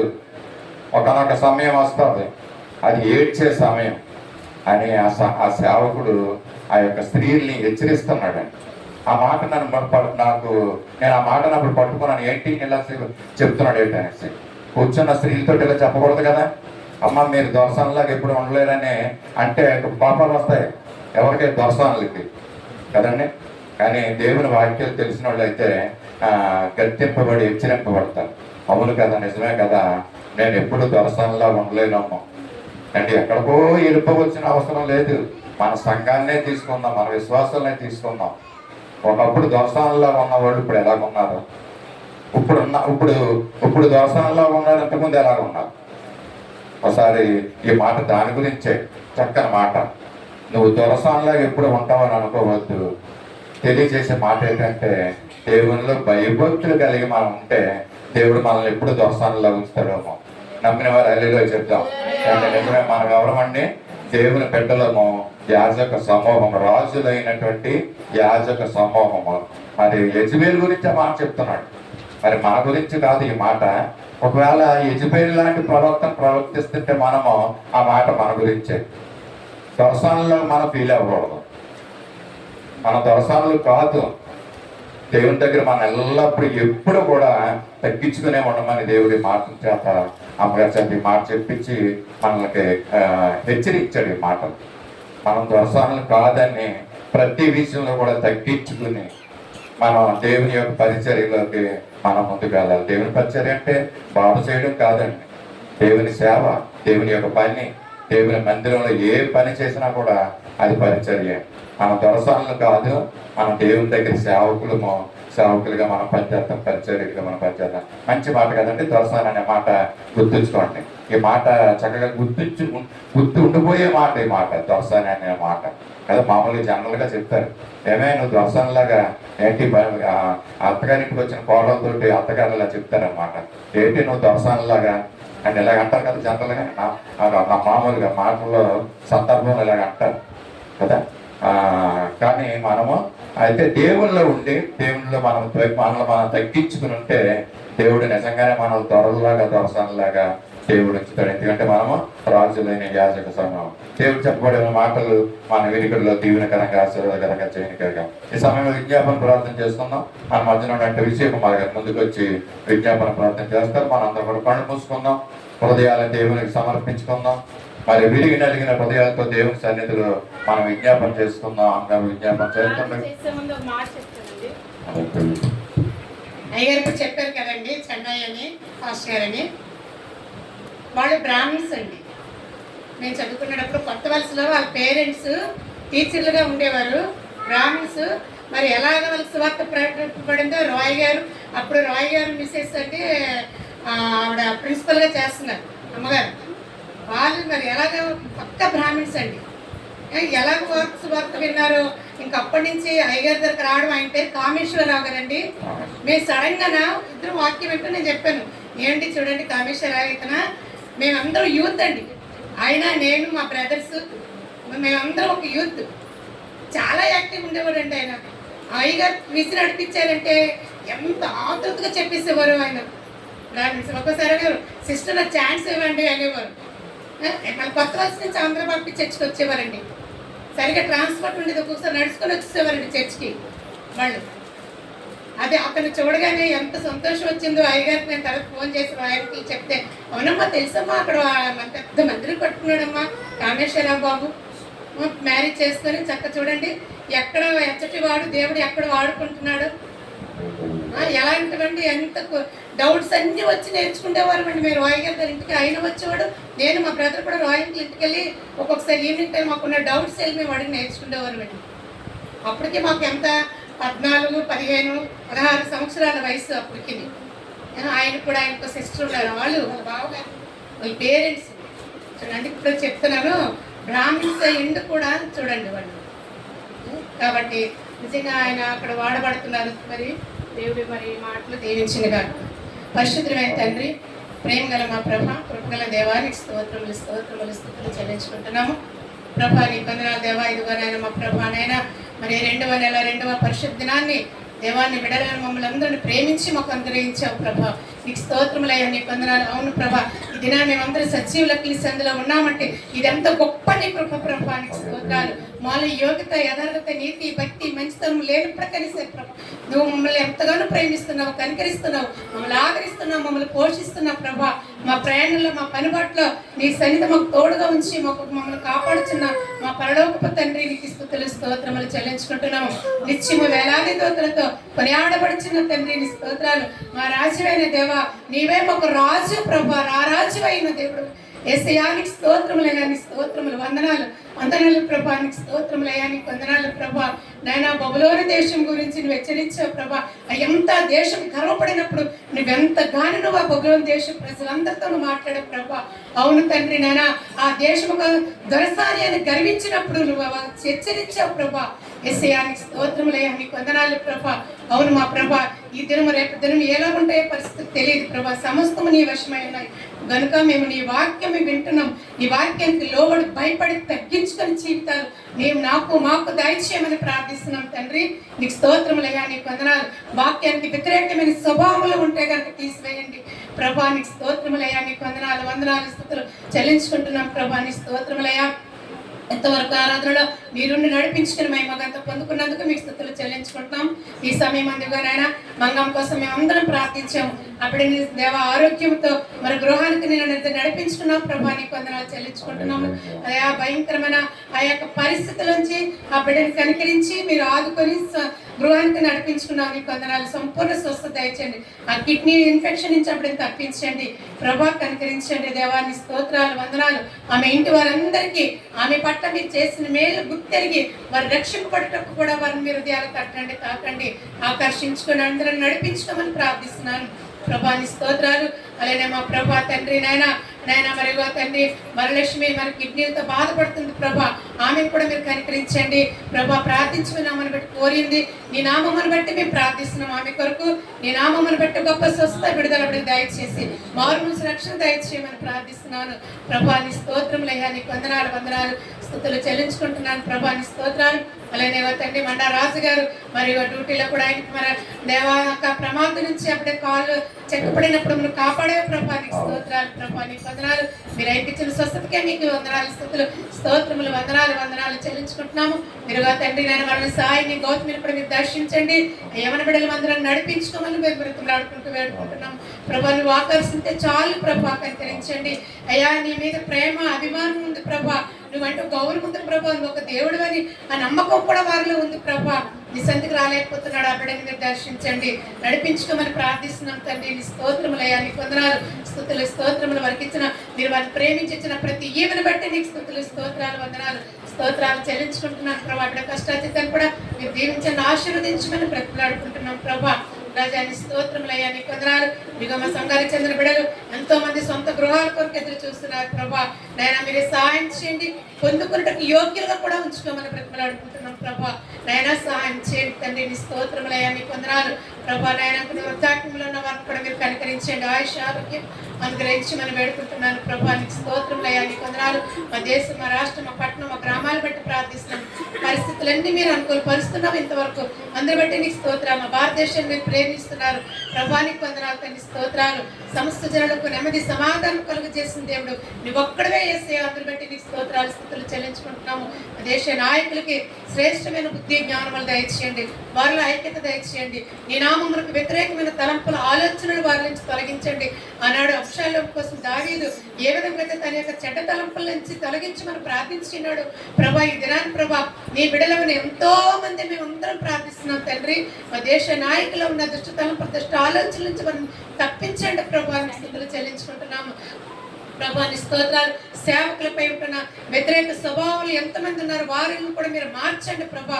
అవును తండ్రి నాయన మా ప్రభా, నీ భక్తుడు సెలవిచ్చిన రీతిగా మా ప్రభా నువ్వు తండ్రి కుడిపార్శ్వం ముందు నువ్వెవరి కోసం విజ్ఞాపనం చేస్తున్నావంటే ప్రభా, నేను దూషించిన వారి కోసమే, నీ నామను అవమానించిన కోసం, నేను నిందించిన వారి కోసమే నువ్వు విజ్ఞాపనం చేస్తున్నావని నీ దాసుడు సెలవిచ్చి ఉన్నాడు ప్రభా.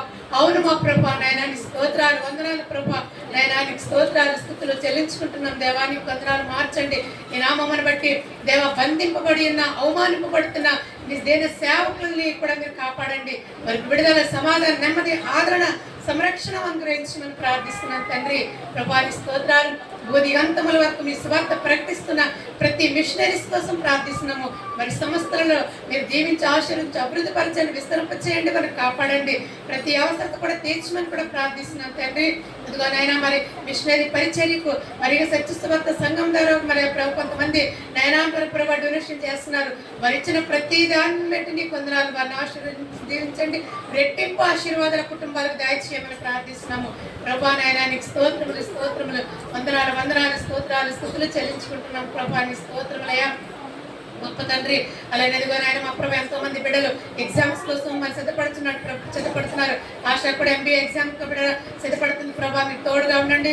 అలాగే మా ప్రభా ఎగ్జామ్స్ మరిగా సెంటర్ రాకపోకలో మీకు తోడుగా ఉండండి. ప్రభా నీ కాపుదల భద్రతలకు దయచేయమని నేను ఆమెను బట్టి ప్రార్థిస్తున్నాను తండ్రి. నీ స్తోత్రములయ్యా నీకు వందనాలు వందనాలు ప్రభావాలన్నీ బీటెక్ ఫైనల్ ఇయర్ చేస్తున్న వారిని కూడా మీరు కనికరించండి ప్రభా, సహాయం చేయమని ప్రార్థిస్తున్నాం తండ్రి. నీ స్తోత్రములయ్యా నీకు వందనాలు వందనాలు ప్రభా. నేను మా సంఘంలో ఎంతమంది అయితే ఏ బాధల్లో ఏ శోధనలో ఇరుకులు ఇబ్బందులు ఉన్నారో ఆ పరిస్థితుల ఇంట్లోంచి బిడ్డలు మీరు విడిపించమని కూడా విజ్ఞాపం చేసుకుంటున్నాము ప్రభా. నీ స్తోత్రాలు నీ మందిరాన్ని నిర్లక్ష్య పెడుతున్న ప్రతి బిడ్డను బట్టి కూడా మేము విజ్ఞాపం చేసుకుంటున్నాము. వారి నిమిత్తం మేము ప్రార్థిస్తున్నాం. వారిని మీరు వారితో మీరు మాట్లాడండి, నీ సందికి నడిపించుకోమని ప్రార్థిస్తున్నాము. ఈ పిల్లగాడి గ్రామ ప్రజలందరి కోసం మేము ప్రార్థిస్తున్నాం తండ్రి. దయతో మీరు కనికరించండి. భయంకరమైన విగ్రహారాధన నుంచి బిడ్డలు మీరు విడిపించండి. దేవానికి స్తోత్రాలు ప్రభా నీ కొందరాలు. ఇది దేవా పిల్లగాడి గ్రామ పెద్దలకు కూడా మంచి ఆయుష్ ఆరోగ్యాలు జ్ఞానం దయచేయమని ప్రార్థిస్తున్నాం ప్రభా. నీ స్తోత్రములయ్యా ఈ గ్రామానికి మంచి వసతులు దయచేయండి ప్రభా, కనికరించమని ప్రార్థిస్తున్నాం తండ్రి. నీ స్తోత్రములు మరి మందిరంలో చిన్న బిడ్డల పరిచర్యను కూడా మీరు బలపరచండి. సండే స్కూల్ బిడ్డలు దీవించి జ్ఞానం దయచేయమని ప్రార్థిస్తున్నాను. యవనస్తుల పరిచర్యను కూడా మీరు బలపరచండి ప్రభా. నైనా దాకా నైనా యొక్క పరిచర్యను దేవా ఒక హేళనగా వారు తీసుకోకుండా నైనా వారి కఠినముగా నైనా దాని బాధ్యతతో తీసుకునేటట్లుగా మీరు ప్రతి ఒక్క యవన బిడ్డని మీరు దర్శించండి ప్రభా, బలపరచండి. నైనా దేవా వారి జీవిత దినాలు బాగుపడాలంటే ఆశీర్వాదకరమైన దినాలు వారు చూడాలంటే నేను మేలుకరమైన దినములు వారు చూడాలంటే నీ నామాన్ని ప్రేమించి నీ నామాన్ని గౌరవించి నీ సందుకొచ్చి నేను స్తుతించి నేను ఆరాధించి గుంపులో ఉన్నట్లయితే నైనా నీ బ్రతుకుత వారి దినములు వారి బ్రతుకుతులు మారితే నీ వాక్యం సెలవిస్తుంది ప్రభా. నీ వాగ్దానాలు వారి జీవితాలు వారు స్వతంత్రించుకోగలటకు సహాయం చేయమని కూడా ప్రార్థిస్తున్నాం ప్రభా. నీ స్తోత్రములయ్యా నీకు వందనాలు వందనాలు ప్రభా వందనాలు స్తుతులు చెల్లించుకుంటున్నాం తండ్రి. నీకు వందనాలు. నీ ఆవరణము చుట్టూ మీ కేరుబులు కాపులు ఉంచండి. 20 కన్స్ట్రక్షన్ పై నీ కనికరం మీకు దృష్టి ఉంచండి. ప్రతి విషయంలో కూడా నీది అది ఇంకా జరగబోయేదంతా కూడా నీ చిత్త ప్రకారం జరుగులాలని సహాయం చేయండి, కనికరించండి. మరొకసారి సుజీని బట్టి సునీల్ బాబుని బట్టి వారికి ఇచ్చిన ఇద్దరు బిడ్డలు బట్టి నీకు వందనాలు. వారి ఆలోచన తలంపరకు నీకు పరిశుద్ధాత్మకు ఆహ్వానించండి. వృద్ధి ప్రసాద్ గారికి ఇచ్చిన ఆయుష్ ఆరోగ్యాలు బట్టి మీకు వందనాలు. నైనా మందిరం రావాలని ఆశపడుతున్నారు వారి ప్రభా, రాగలిగే పరిస్థితులు మీరు అనుకూలపరచండి. మంచి ఆరోగ్య బలం శక్తిని కుమారుడు దయచేయమని ప్రార్థిస్తున్నాం తండ్రి. నీ స్తోత్రములయ్యా నీకు వందనాలు చెల్లించుకుంటున్నాం ప్రభా. నైనా నీ స్తోత్రములయ్యా నీకు వందనాలు. ఇదివరైనా జరగబోయే ఆరాధన అంతటిపై మీరే అధికారం వహించి నడిపించుకోమని బ్రతిమలు అడుగుతూ ఈ కొద్ది మనలో నజరుడైన యేసుక్రీస్తు నామమున పేరిట అడిగి వేడుకుంటున్నాము తండ్రి. సమయంలో క్యాలెండర్లోని వాక్యాన్ని బుక్ చేసుకున్నామండి. నౌకమ్మ గారు వచ్చారండి. నౌకమ్మ గారు రాలేదమ్మా. నౌకమ్మ గారు రావాలి. చెల్లయ్యమ్మ గారు ముందుకు రావాల్సిందిగా కోరుచున్నాం. క్యాలెండర్లోని వాక్యాన్ని ఎంపిక చేసుకున్నాం. చెల్లయ్యమ్మ గారు ముందుకు వచ్చినట్లయితే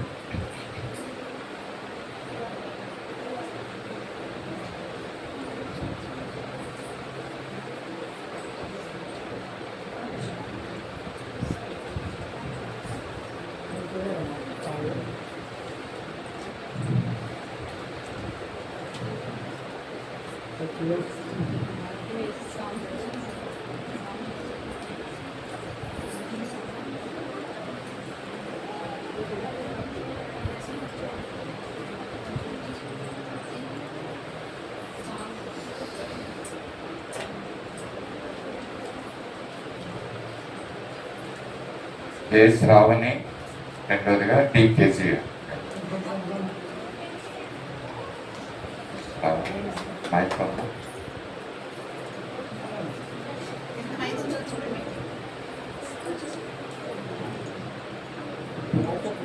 I shall call you by name, you are mine.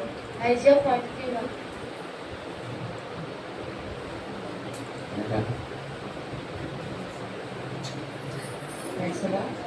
నేను నిన్ను విమోచించున్నాను, భయపడకము.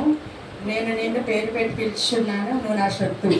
ఏషియా 43:1. చేయండి.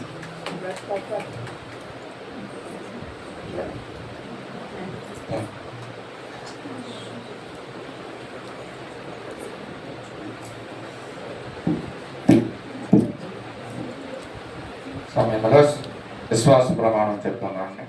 కేసీ గారు మధ్యన కేసీ గారు విశ్వాస ప్రమాణం తెలియజేస్తారు. మనందరం కూడా లేచి నిలబడదాం. విశ్వాస ప్రమాణాన్ని చెప్తున్నాం.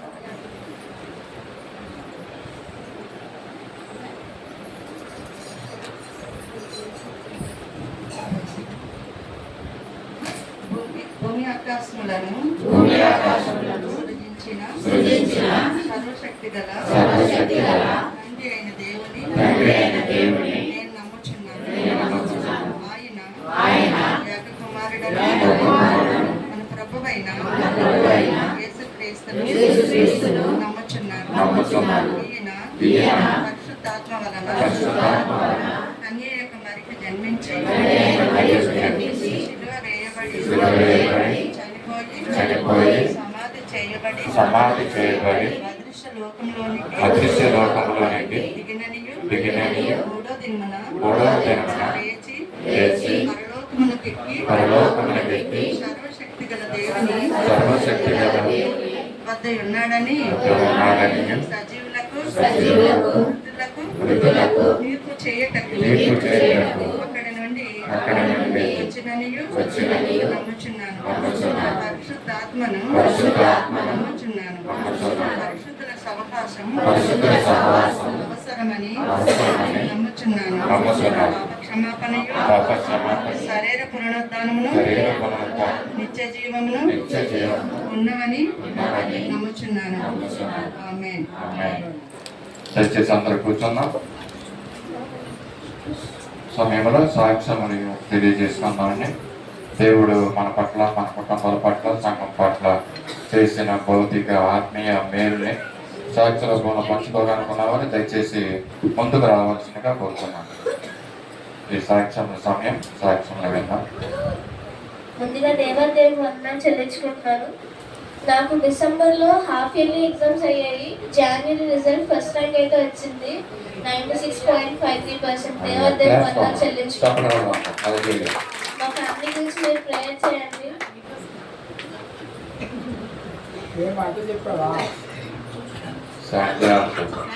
సెకండ్ ర్యాంక్ వచ్చింది. లాస్ట్ వీక్ సండే నాకు ఇయర్ పెయిన్ వచ్చింది. మండేలోకి జీసస్ తగ్గించారు. అలా మేము మండే స్కూల్ నుంచి వస్తుంటే అక్కడ మేము ఇలా మెయిన్ రోడ్ దిగిన వెంటనే అక్కడ బయలు పేరు జీసస్ కాపాడారు. సెకండ్ ర్యాంక్ వచ్చినట్టు కొట్టండి మరి, లేకపోతే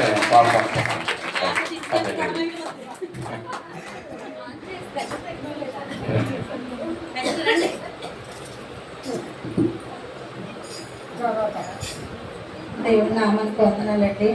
అయ్యగారికి వందనాలు, సంఘ బిడ్డలందరికీ నా వందనాలు. నా సాక్ష్యం ఏంటంటే, నాకు ఒక చిన్న మేనల్లుడు పుట్టాడండి మా తమ్ముడికి. నిజంగా నాకు చాలా ఆనందంగా ఉంది. ఎందుకంటే నాకంటే చాలా త్వరగా పెళ్ళి అయిపోయింది. నా పిల్లలు పెద్దవాళ్ళు అయిపోయారు. అయితే మా చెల్లికి కూడా లేట్గా మ్యారేజ్ అయింది. పిల్లలు లేట్గా పుట్టారండి. అయితే మా తమ్ముడికి కూడా దేవుడు ఒక బిడ్డని ఫస్ట్ ఇచ్చారు. అయితే ఒంటరిగా ఉండడం అనేది అది కరెక్ట్ కాదు, ఇద్దరు ఉండాలనేది నాకు ఆశ. ఎందుకంటే ఇప్పుడు జనరేషన్ చాలామంది ఒకలే అనుకుంటున్నారు, కానీ నా మనసులో ఉన్నదైతే బిడ్డలు ఇద్దరు ఉండాలని నేను అనుకుంటున్నానండి. ఎందుకంటే డబ్బు ఈరోజు ఉంటుంది, పోతుంది. ఇల్లు వాకిలు ఉండొచ్చు, ఉండకపోవచ్చు. బంగారం ఉండొచ్చు, ఉండకపోవచ్చు. కానీ ఒక తోడుకు తోడు అనేది బిడ్డల మధ్యన ఉండాలని నేను అనుకున్నాను. ప్రభువా, ఇంకొక బిడ్డని మా తమ్ముడికి కూడా ఇస్తే బాగుంటుందని. దేవుడు నిజంగా ఎంత మంచి బిడ్డనిచ్చాడండి. ఆరోగ్యంగా పుట్టాడు.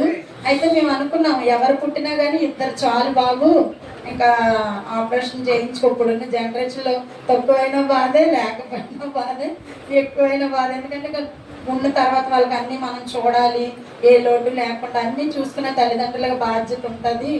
అనేసానంటే ఎవరు పుట్టినా పర్లేదు అక్క, నాకు ఆడపిల్లలే కావాలి, నాకు ఆడపిల్లలే ఇష్టం అన్నాడు. కానీ మనం అనుకున్నది ఒకటైతే దేవుడు అనుకున్నది ఒకటి అవుతుంది. ముందు పాప పుట్టింది, ఇప్పుడు బాబు పుట్టాడు. అందరూ మా ముగ్గురికి అన్నారండి. నాకు పుట్టేటప్పుడు కూడా అలాగే అన్నారు. మీకు మాలోని ఎవరికి కూడా పాప బాబు లేరనమాట. 2 ఆడపిల్లలు, తర్వాత అబ్బాయిలు. అటు అమ్మాయిల తరపు నుంచి ఇటు అందరి తరపు నుంచి. అలా అంటే పెద్దవాళ్ళు అంటుంటారు కదా, జనరేషన్ ఇలా ఉండేటప్పుడు మీకు ఇలాగే అవుతుందని. అలాగే నాకు కూడా అన్నారు. కానీ ఆశ తర్వాత బాబు పుట్టాడు. మా చెల్లికి కూడా బాబు తర్వాత పాప పుట్టింది. మేము ఎవరి కోసం ఎప్పుడు వెయిట్ చేయలేదండి. దేవుడే మా ముగ్గురికి కూడా. మా తమ్ముడు కూడా అలాగే ఏమి నాకు వీలే కావాలి వాళ్ళే కావాలి అనలేదు. ఎవరు పుట్టినా చాలా అనుకున్నారు. ఏదైనా ఇది గాడ్ గిఫ్ట్ అని మేము అనుకుంటున్నాం. అంటే ఇద్దరిలో ఏ లోటు మాకు తెలియకుండా మా ముగ్గురిని కూడా దేవుడు దీవించాడు. మా వెనకాతల తల్లిదండ్రులు లేరు. మేము చాలా, నేను ఇలా ఉంటాను కానీ చాలా ఆలోచిస్తానండి. నేను అక్కడికి వెళ్ళి వాళ్ళకి ఏమీ చేయలేకపోతున్నాను. ఎందుకంటే ఇక్కడ వీళ్ళకి చూసుకోవాలి ప్రభువా. నేను ఎన్నో దేవుడి దగ్గర ప్రార్థన చేస్తాను, కానీ చాలా విషయాల్లో దేవుడు మా మాటలు, మా ప్రార్థనలు ఆలకించి మాకు సంతోషాన్ని ఇస్తున్నారు. దేవుడికి నిజంగా వేలాది వందనాలు. ఎవరు మన పక్షాన ఉన్న, ధనమున్న, బంగారం ఉన్న, డబ్బున్న, ఏమున్నా దేవుడి దయ మన మీద ఉంటే మనకి ఏదైనా ముందుకు వెళ్తాం అనడానికి ఇదొకటి. నెక్స్ట్ ఆశ కోసం మీరు అందరూ ప్రేయర్ చేయండి. ఈవినింగ్ వస్తానన్నది. తనకి 6 రోజులు 7 రోజులు ఎగ్జామ్స్ అంట. మరి తనే గుర్తు చేసుకొని నైట్ డ్యూటీకి వెళ్ళి ఎగ్జామ్స్కి వెళ్ళాలి. అయితే ఇక్కడికి వచ్చామని చెప్పాను. వస్తానన్నారు. ఈవినింగ్ డ్యూటీ చేసుకొని బావా నేను వస్తామమ్మా అని. మార్నింగ్ నైట్ డ్యూటీ చేసి రావాలండి. మార్నింగ్ మళ్ళీ వచ్చి 1 గంట పడుకొని మళ్ళీ ఎగ్జామ్కి వెళ్ళిపోవాలి. పిఎం కాలంలో పడింది సెంటరు. అక్కడి నుంచి మళ్ళీ ఇంటికి రావడానికి అవ్వదు. అక్కడ నాకు ఒక ఫ్రెండ్ ఉంది, తనకు చెప్పాను పాప వస్తుంది చూసుకో అని. అయితే సరే అన్నారు. 1 గంట, 1.5 గ్యాప్ వస్తుంది. అక్కడి నుంచి మళ్ళీ నైట్ డ్యూటీకి వెళ్ళిపోద్ది. నిజంగా బిడ్డ చాలా భారంతో అన్నీ చేసుకుంటుందండి. అక్కడ కూడా పెద్దవాళ్ళు ఎవరు లేరు. ఎందుకంటే ప్రశాంత్ కుమార్ కూడా చాలా అట్లా హెల్ప్ చేస్తున్నాడు. ఎందుకంటే కొంతమంది చెయ్యరు కదండి, కానీ తను కొద్దిగా అర్థం చేసుకుంటున్నారు. దేవునికి ఎంతైనా వందనాలు నేను చెప్తున్నాను. ఈ లోకంలో ఏమున్నా ఏం లేకపోయినా మనల్ని అర్థం చేసుకునే మనుషులు ఉంటే మనకి అన్నీ ఉన్నట్టే అనిపిస్తుంది. అలాగా మా కుటుంబం పట్ల దేవుడు ఎన్నో అద్భుతాలు, ఆశ్చర్యకార్యాలు చేస్తున్నాడండి. దేవుడి సాక్ష్యాలన్నీ దీవించి ఆశీర్వదించాలి. అవి కూడా ఎగ్జామ్ ఉన్నదని చెప్పాడు. మరి తనకు కూడా ఎగ్జామ్స్ ఉన్నాయి ఈ వీక్లోని. నెక్స్ట్ ఏంటంటే ఫీజు కోసం కూడా పిల్లలకి ఎక్స్ట్రా ఫీజు కట్టమని అవికి చెప్తున్నారండి. అది చంద్రబాబు నాయుడు ఏదో ఎడ్యుకేషన్ మీద కేసు ఏదో వేసారంట జగన్ పరిపాలనలో ఉండేటప్పుడు. ఇప్పుడు ఏదైనా 3rd ఇయర్కి వచ్చాడు, అయినా సరే సంవత్సరానికి 11,500 ఎక్స్ట్రా ఫీజు అనమాట. మామూలుగా వీళ్ళకి ఉండేది కాకుండా రీసీట్ అయినా, నార్మల్ అయినా, మేనేజ్మెంట్ కోట ఎవరైనా సరే అందరూ పే చేయాలంట. పేరెంట్స్ అందరూ చాలా సఫర్ అవుతున్నారు. ఎందుకంటే అయిపోయింది 3 ఇయర్స్, ఇంకా 1 సంవత్సరం అని నేను అనుకుంటున్నాను. ఇప్పుడు 4 సంవత్సరాలది 45,000 ఒక్కసారే కట్టమంటే, కానీ దేవుడు కార్యం చేస్తాడు, నాకు నమ్మకం ఉంది. ఇప్పటి వరకు ఎప్పుడు కూడా బిడ్డలు ఇద్దరికి నేను కాలేజ్కి వెళ్ళినా కూడా అండి ఏదో 3,000 4,000 ఏదో అలాంటివే కట్టాను, కానీ ఎక్కువ నేను కట్టకుండానే నా బిడ్డలకి దేవుడు ఇంతవరకు తీసుకొచ్చాడు. ఇంకా మిగతావన్నీ మేము ఖర్చు పెడుతున్నాం.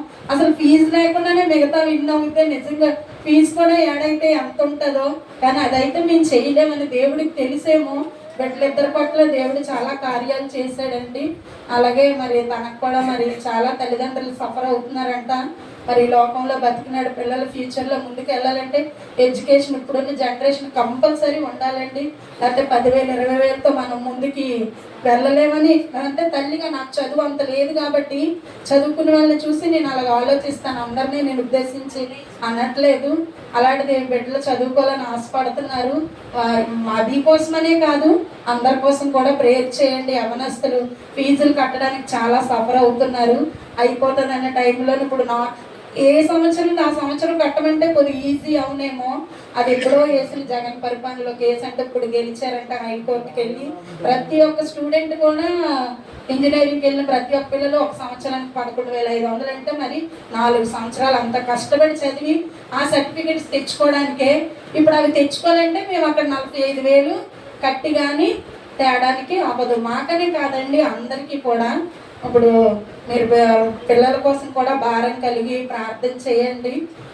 దేవుడు నిజంగా చాలా ముందుకి సాక్షిగా మమ్మల్ని నిలబెట్టాలనేమో ప్రతిదీ మాకు అది ప్రార్థన విజ్ఞాపనలు మేము కన్నీటి ప్రార్థన చేశాకే దేవుడు దాని జవాబులు కూడా మళ్ళీ సాక్షిగా మమ్మల్ని ఇక్కడ నిలవబెట్టుకుంటున్నాడు.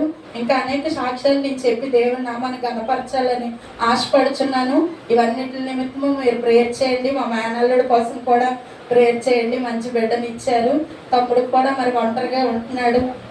మాకంటూ కొద్దిగా అటు ఇటు ఏదైనా తనకంటూ ఫైనాన్షియల్గా ఒక్కడే చేసుకోవాలండి.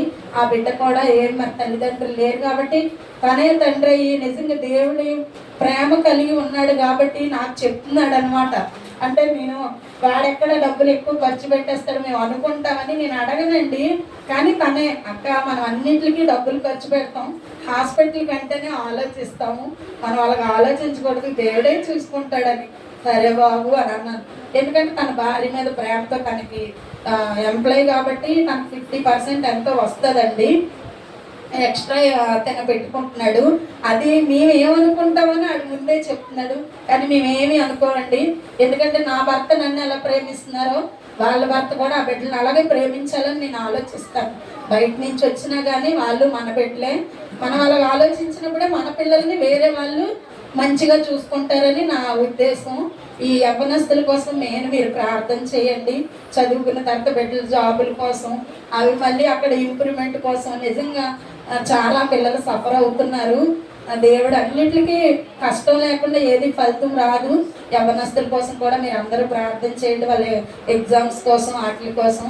మా పట్ల చేసిన దేవుని కార్యాలు బట్టి దేవునికే ఘనత. దేవుడు ఈ సాక్ష్యాలన్నీ దీవించి ఆశీర్వదించును గాక.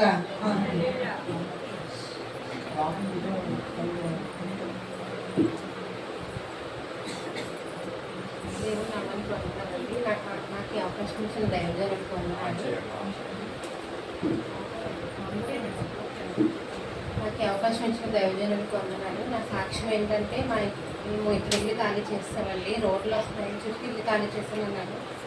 ఇల్లు ఖాళీ చేస్తాము. మొత్తం ఊరంతా ఎక్కేమో ఎక్కడ ఒక ఇల్లు లేదు. అయితే అమ్మమ్మ ఇంటి సైడ్ చూద్దాము, ఇక్కడ ఎక్కడ ఇల్లు లేదు కదా, వెళ్ళిపోదాం అటు సైడు అని అనుకొని అమ్మ ఆ రోజు ప్రేయర్కి వచ్చి విజయాంటికి చెప్పింది కదా ఇల్లు లేవు అని. అయితే విజయాంటి ప్రేయర్ చేశారంట. అయితే అమ్మ కాలనీకి వెళ్ళి ఒకసారి ఎవరినైనా అడుగుదామని చెప్పేసి అడిగింది. అడిగితే నేను ఒకలేమో ఇల్లు ఉందని చెప్పారు, కానీ రెంట్కి 3,000 చెప్పారు. అమ్మకు వచ్చేదే తక్కువ. కానీ మేము దేవుడి మీద భారం వేస్తున్నాం. దేవుడా ఇక్కడ ఎక్కడ ఇల్లు లేవు, మరి మా రెంట్ విషయంలో నువ్వే సహాయం చేయాలని చెప్పి మేము ప్రేయర్ చేసుకున్నాము. ఆ ఇంట్లోకి ఇప్పుడు వెళ్ళిపోయాము. నిన్నటి నుంచి ఆ ఇంట్లోనే ఉంటున్నాము. ఆ రెంట్ విషయంలో అమ్మ కోసం మీ అందరూ ప్రేయర్ చేయండి. రెంట్ కట్టుకోవడానికి సహాయం చేయాలని ఈ చిన్న సాక్ష్యం దేవుడు దీవించిన కాదు.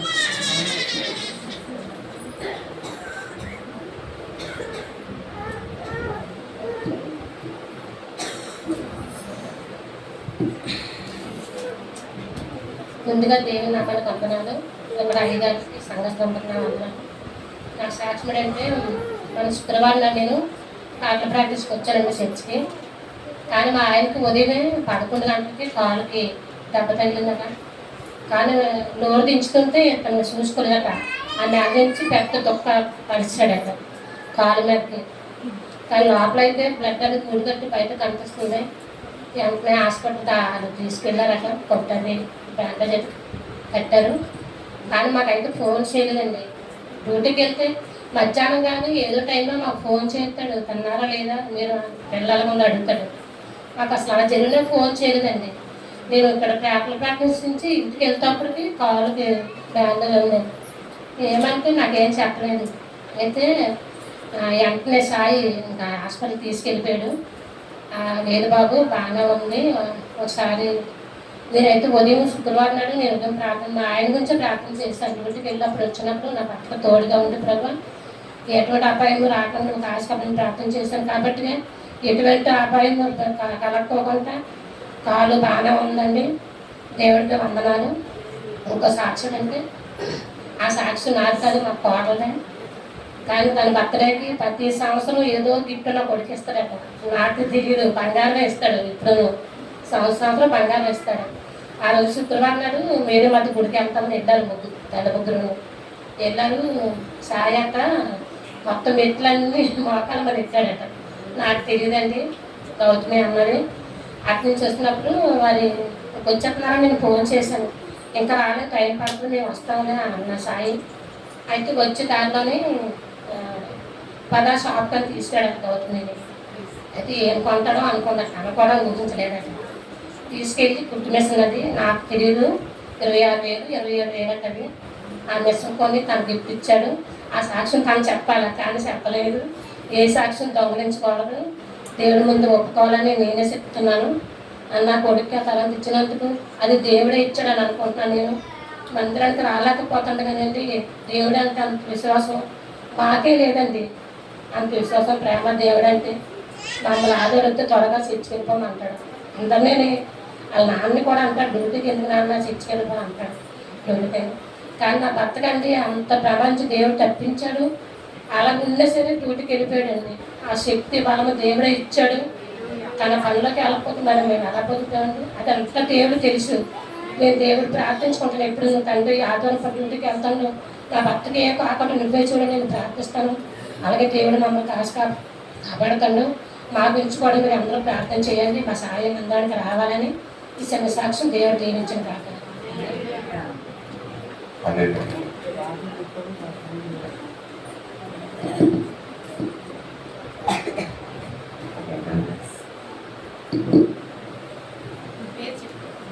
దేవుడి నామానికి వందనాలు, పాస్టర్ గారికి నా వందనాలు, ఇక్కడ వచ్చిన సంఘ బిడ్డలందరికీ నా వందనాలు.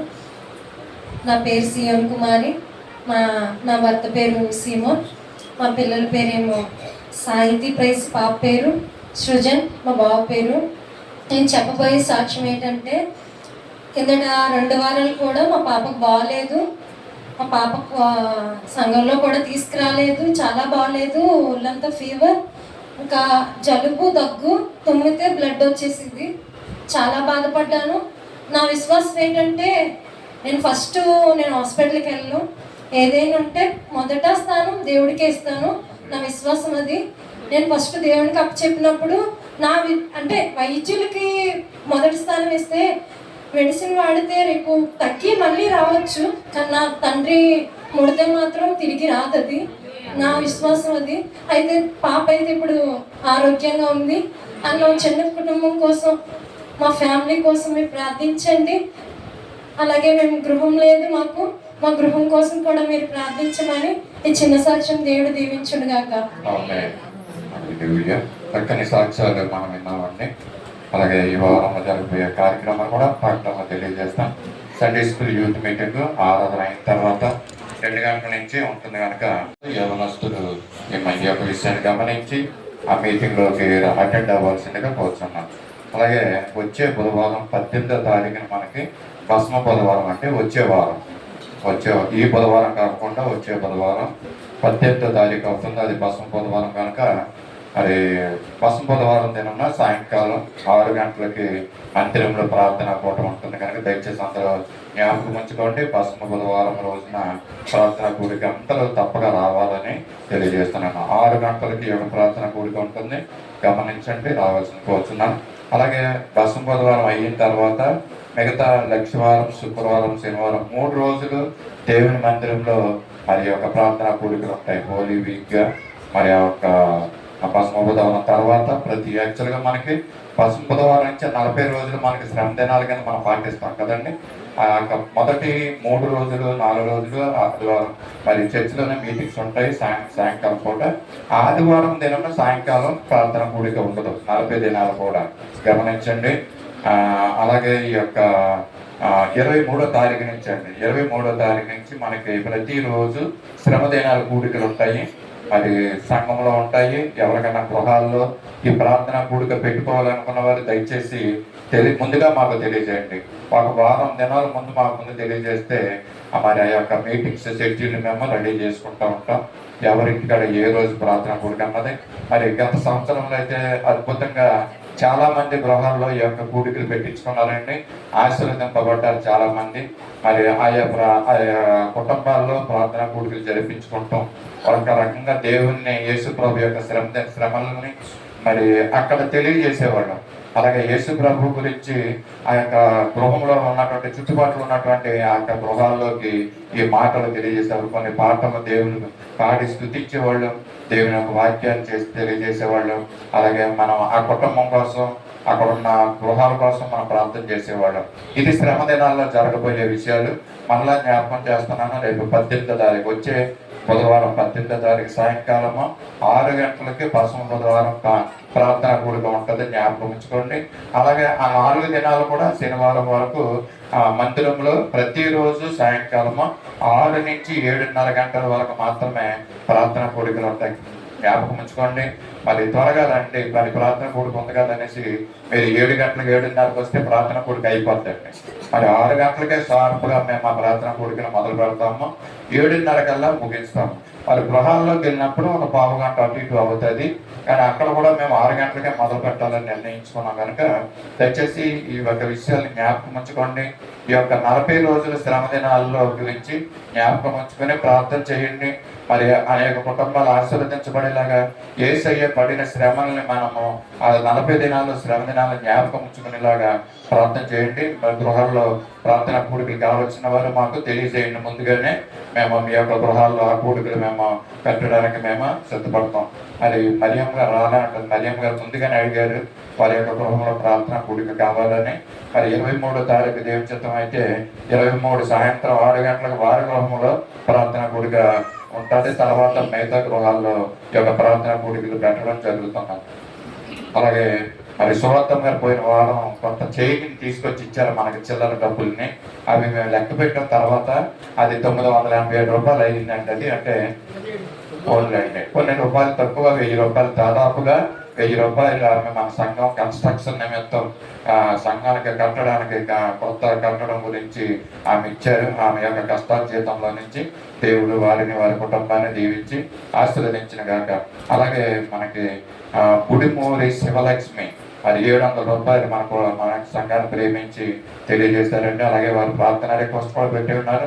వారి కుటుంబ పోషణ నిమిత్తము ప్రార్థన చేయమని పెట్టారు, తప్పగా ప్రార్థన చేద్దాం. ఆమె నిమిత్తము శివలక్ష్మి, గుడిమూరి శివలక్ష్మి గారి నిమిత్తం మనం ప్రార్థన చేద్దాం. అలాగే ఈ వారంలో పుట్టినరోజులు, పెళ్లి రోజులు చేసుకుంటున్న వాళ్ళు కూడా మనం జ్ఞాపకం చేసుకుందాం. వివరంలో రేపటి దినం 9వ తారీఖున అమీలాపేట గారి యొక్క బర్త్డే అండి. మరి ఆమె ముందుకు వచ్చినట్లయితే నేను నిమిత్తం ప్రార్థన చేస్తాం. ఇంకెవరైనా పెళ్లి రోజులు, పుట్టినరోజులు ఉంటే దయచేసి తెలియజేసినట్లయితే వారి నిమిత్తం కూడా ప్రార్థన చేస్తాం. అలాగే ఈ రోజే మొట్టమొదటిసారిగా దేవుని మందిరానికి వచ్చిన వాళ్ళు ఎవరైనా ఉంటే తెలియజేయవలసిన కోరుతున్నాను. ఫస్ట్ టైం చర్చికి వచ్చిన వాళ్ళు ఉంటే కనుక వారి నిమిత్తం కూడా ప్రార్థన చేస్తాం.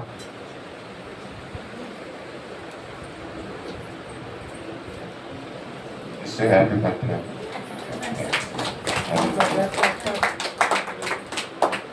మహాపరిశుద్ధులను సర్వశక్తి కృపానికి కరుణ సంపన్న కృపకి పరిశుద్ధ పాదాలను నవశుద్ధులు స్తోత్రాలు చెల్లించుకుంటున్నాం. ఇంతవరకు కార్యక్రమంలో మీరు మా ఇంటి మీకు స్తోత్రాలయ్యా. ఈ యొక్క ఉదయకాల సమయంలో మా తండ్రి అమీలాపేట గారిని బట్టి ప్రార్థిస్తున్నాం. మాకు ఇచ్చినటువంటి నూతన దయాకిరీటను బట్టి నీకు స్తోత్రాలు వందనాలయ్యా. ఇచ్చిన ఆరోగ్యం బట్టి, ఆయుష్ని బట్టి, జ్ఞానాన్ని బట్టి నేను స్తుతులు స్తోత్రాలు చెల్లించుకుంటున్నాం. రానున్న దినాల్లో కూడా మా ప్రభు నీ సంఘంలో ఒక మూల స్తంభముగా బిడ్డను నిలబెట్టుకోండి. దీపం వాళ్ళు ప్రజ్వరింపలు చేసి ప్రభావం పెట్టిన అనేక మంది నిమిత్తం ఆశీర్వాదకరంగా చేయమని కొరడుతున్నాం.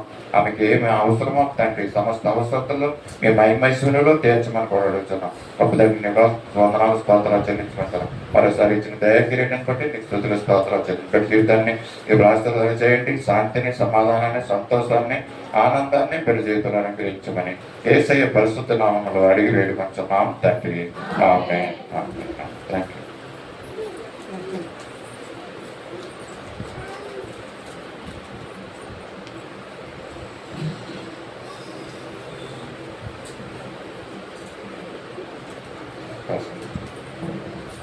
సమయంలో కానుకలు సమర్పించుకుందామండి. దయచేసి లేచి నిలబడదాం.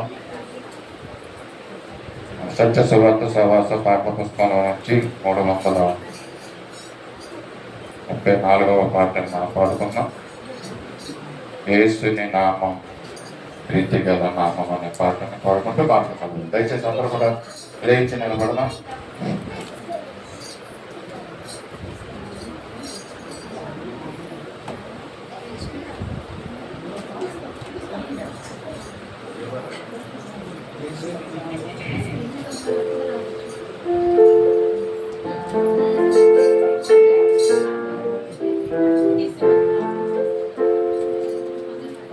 సమర్పించుకుందాం. లేచి నిలబడదాం.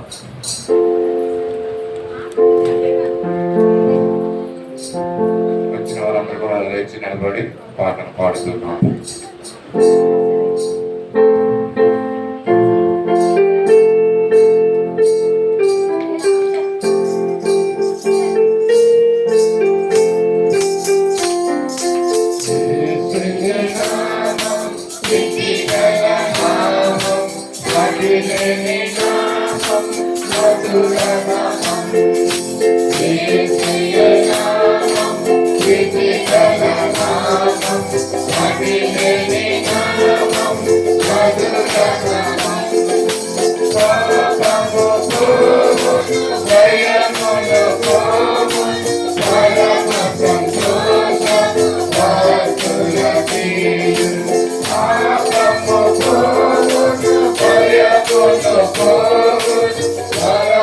సంతోషం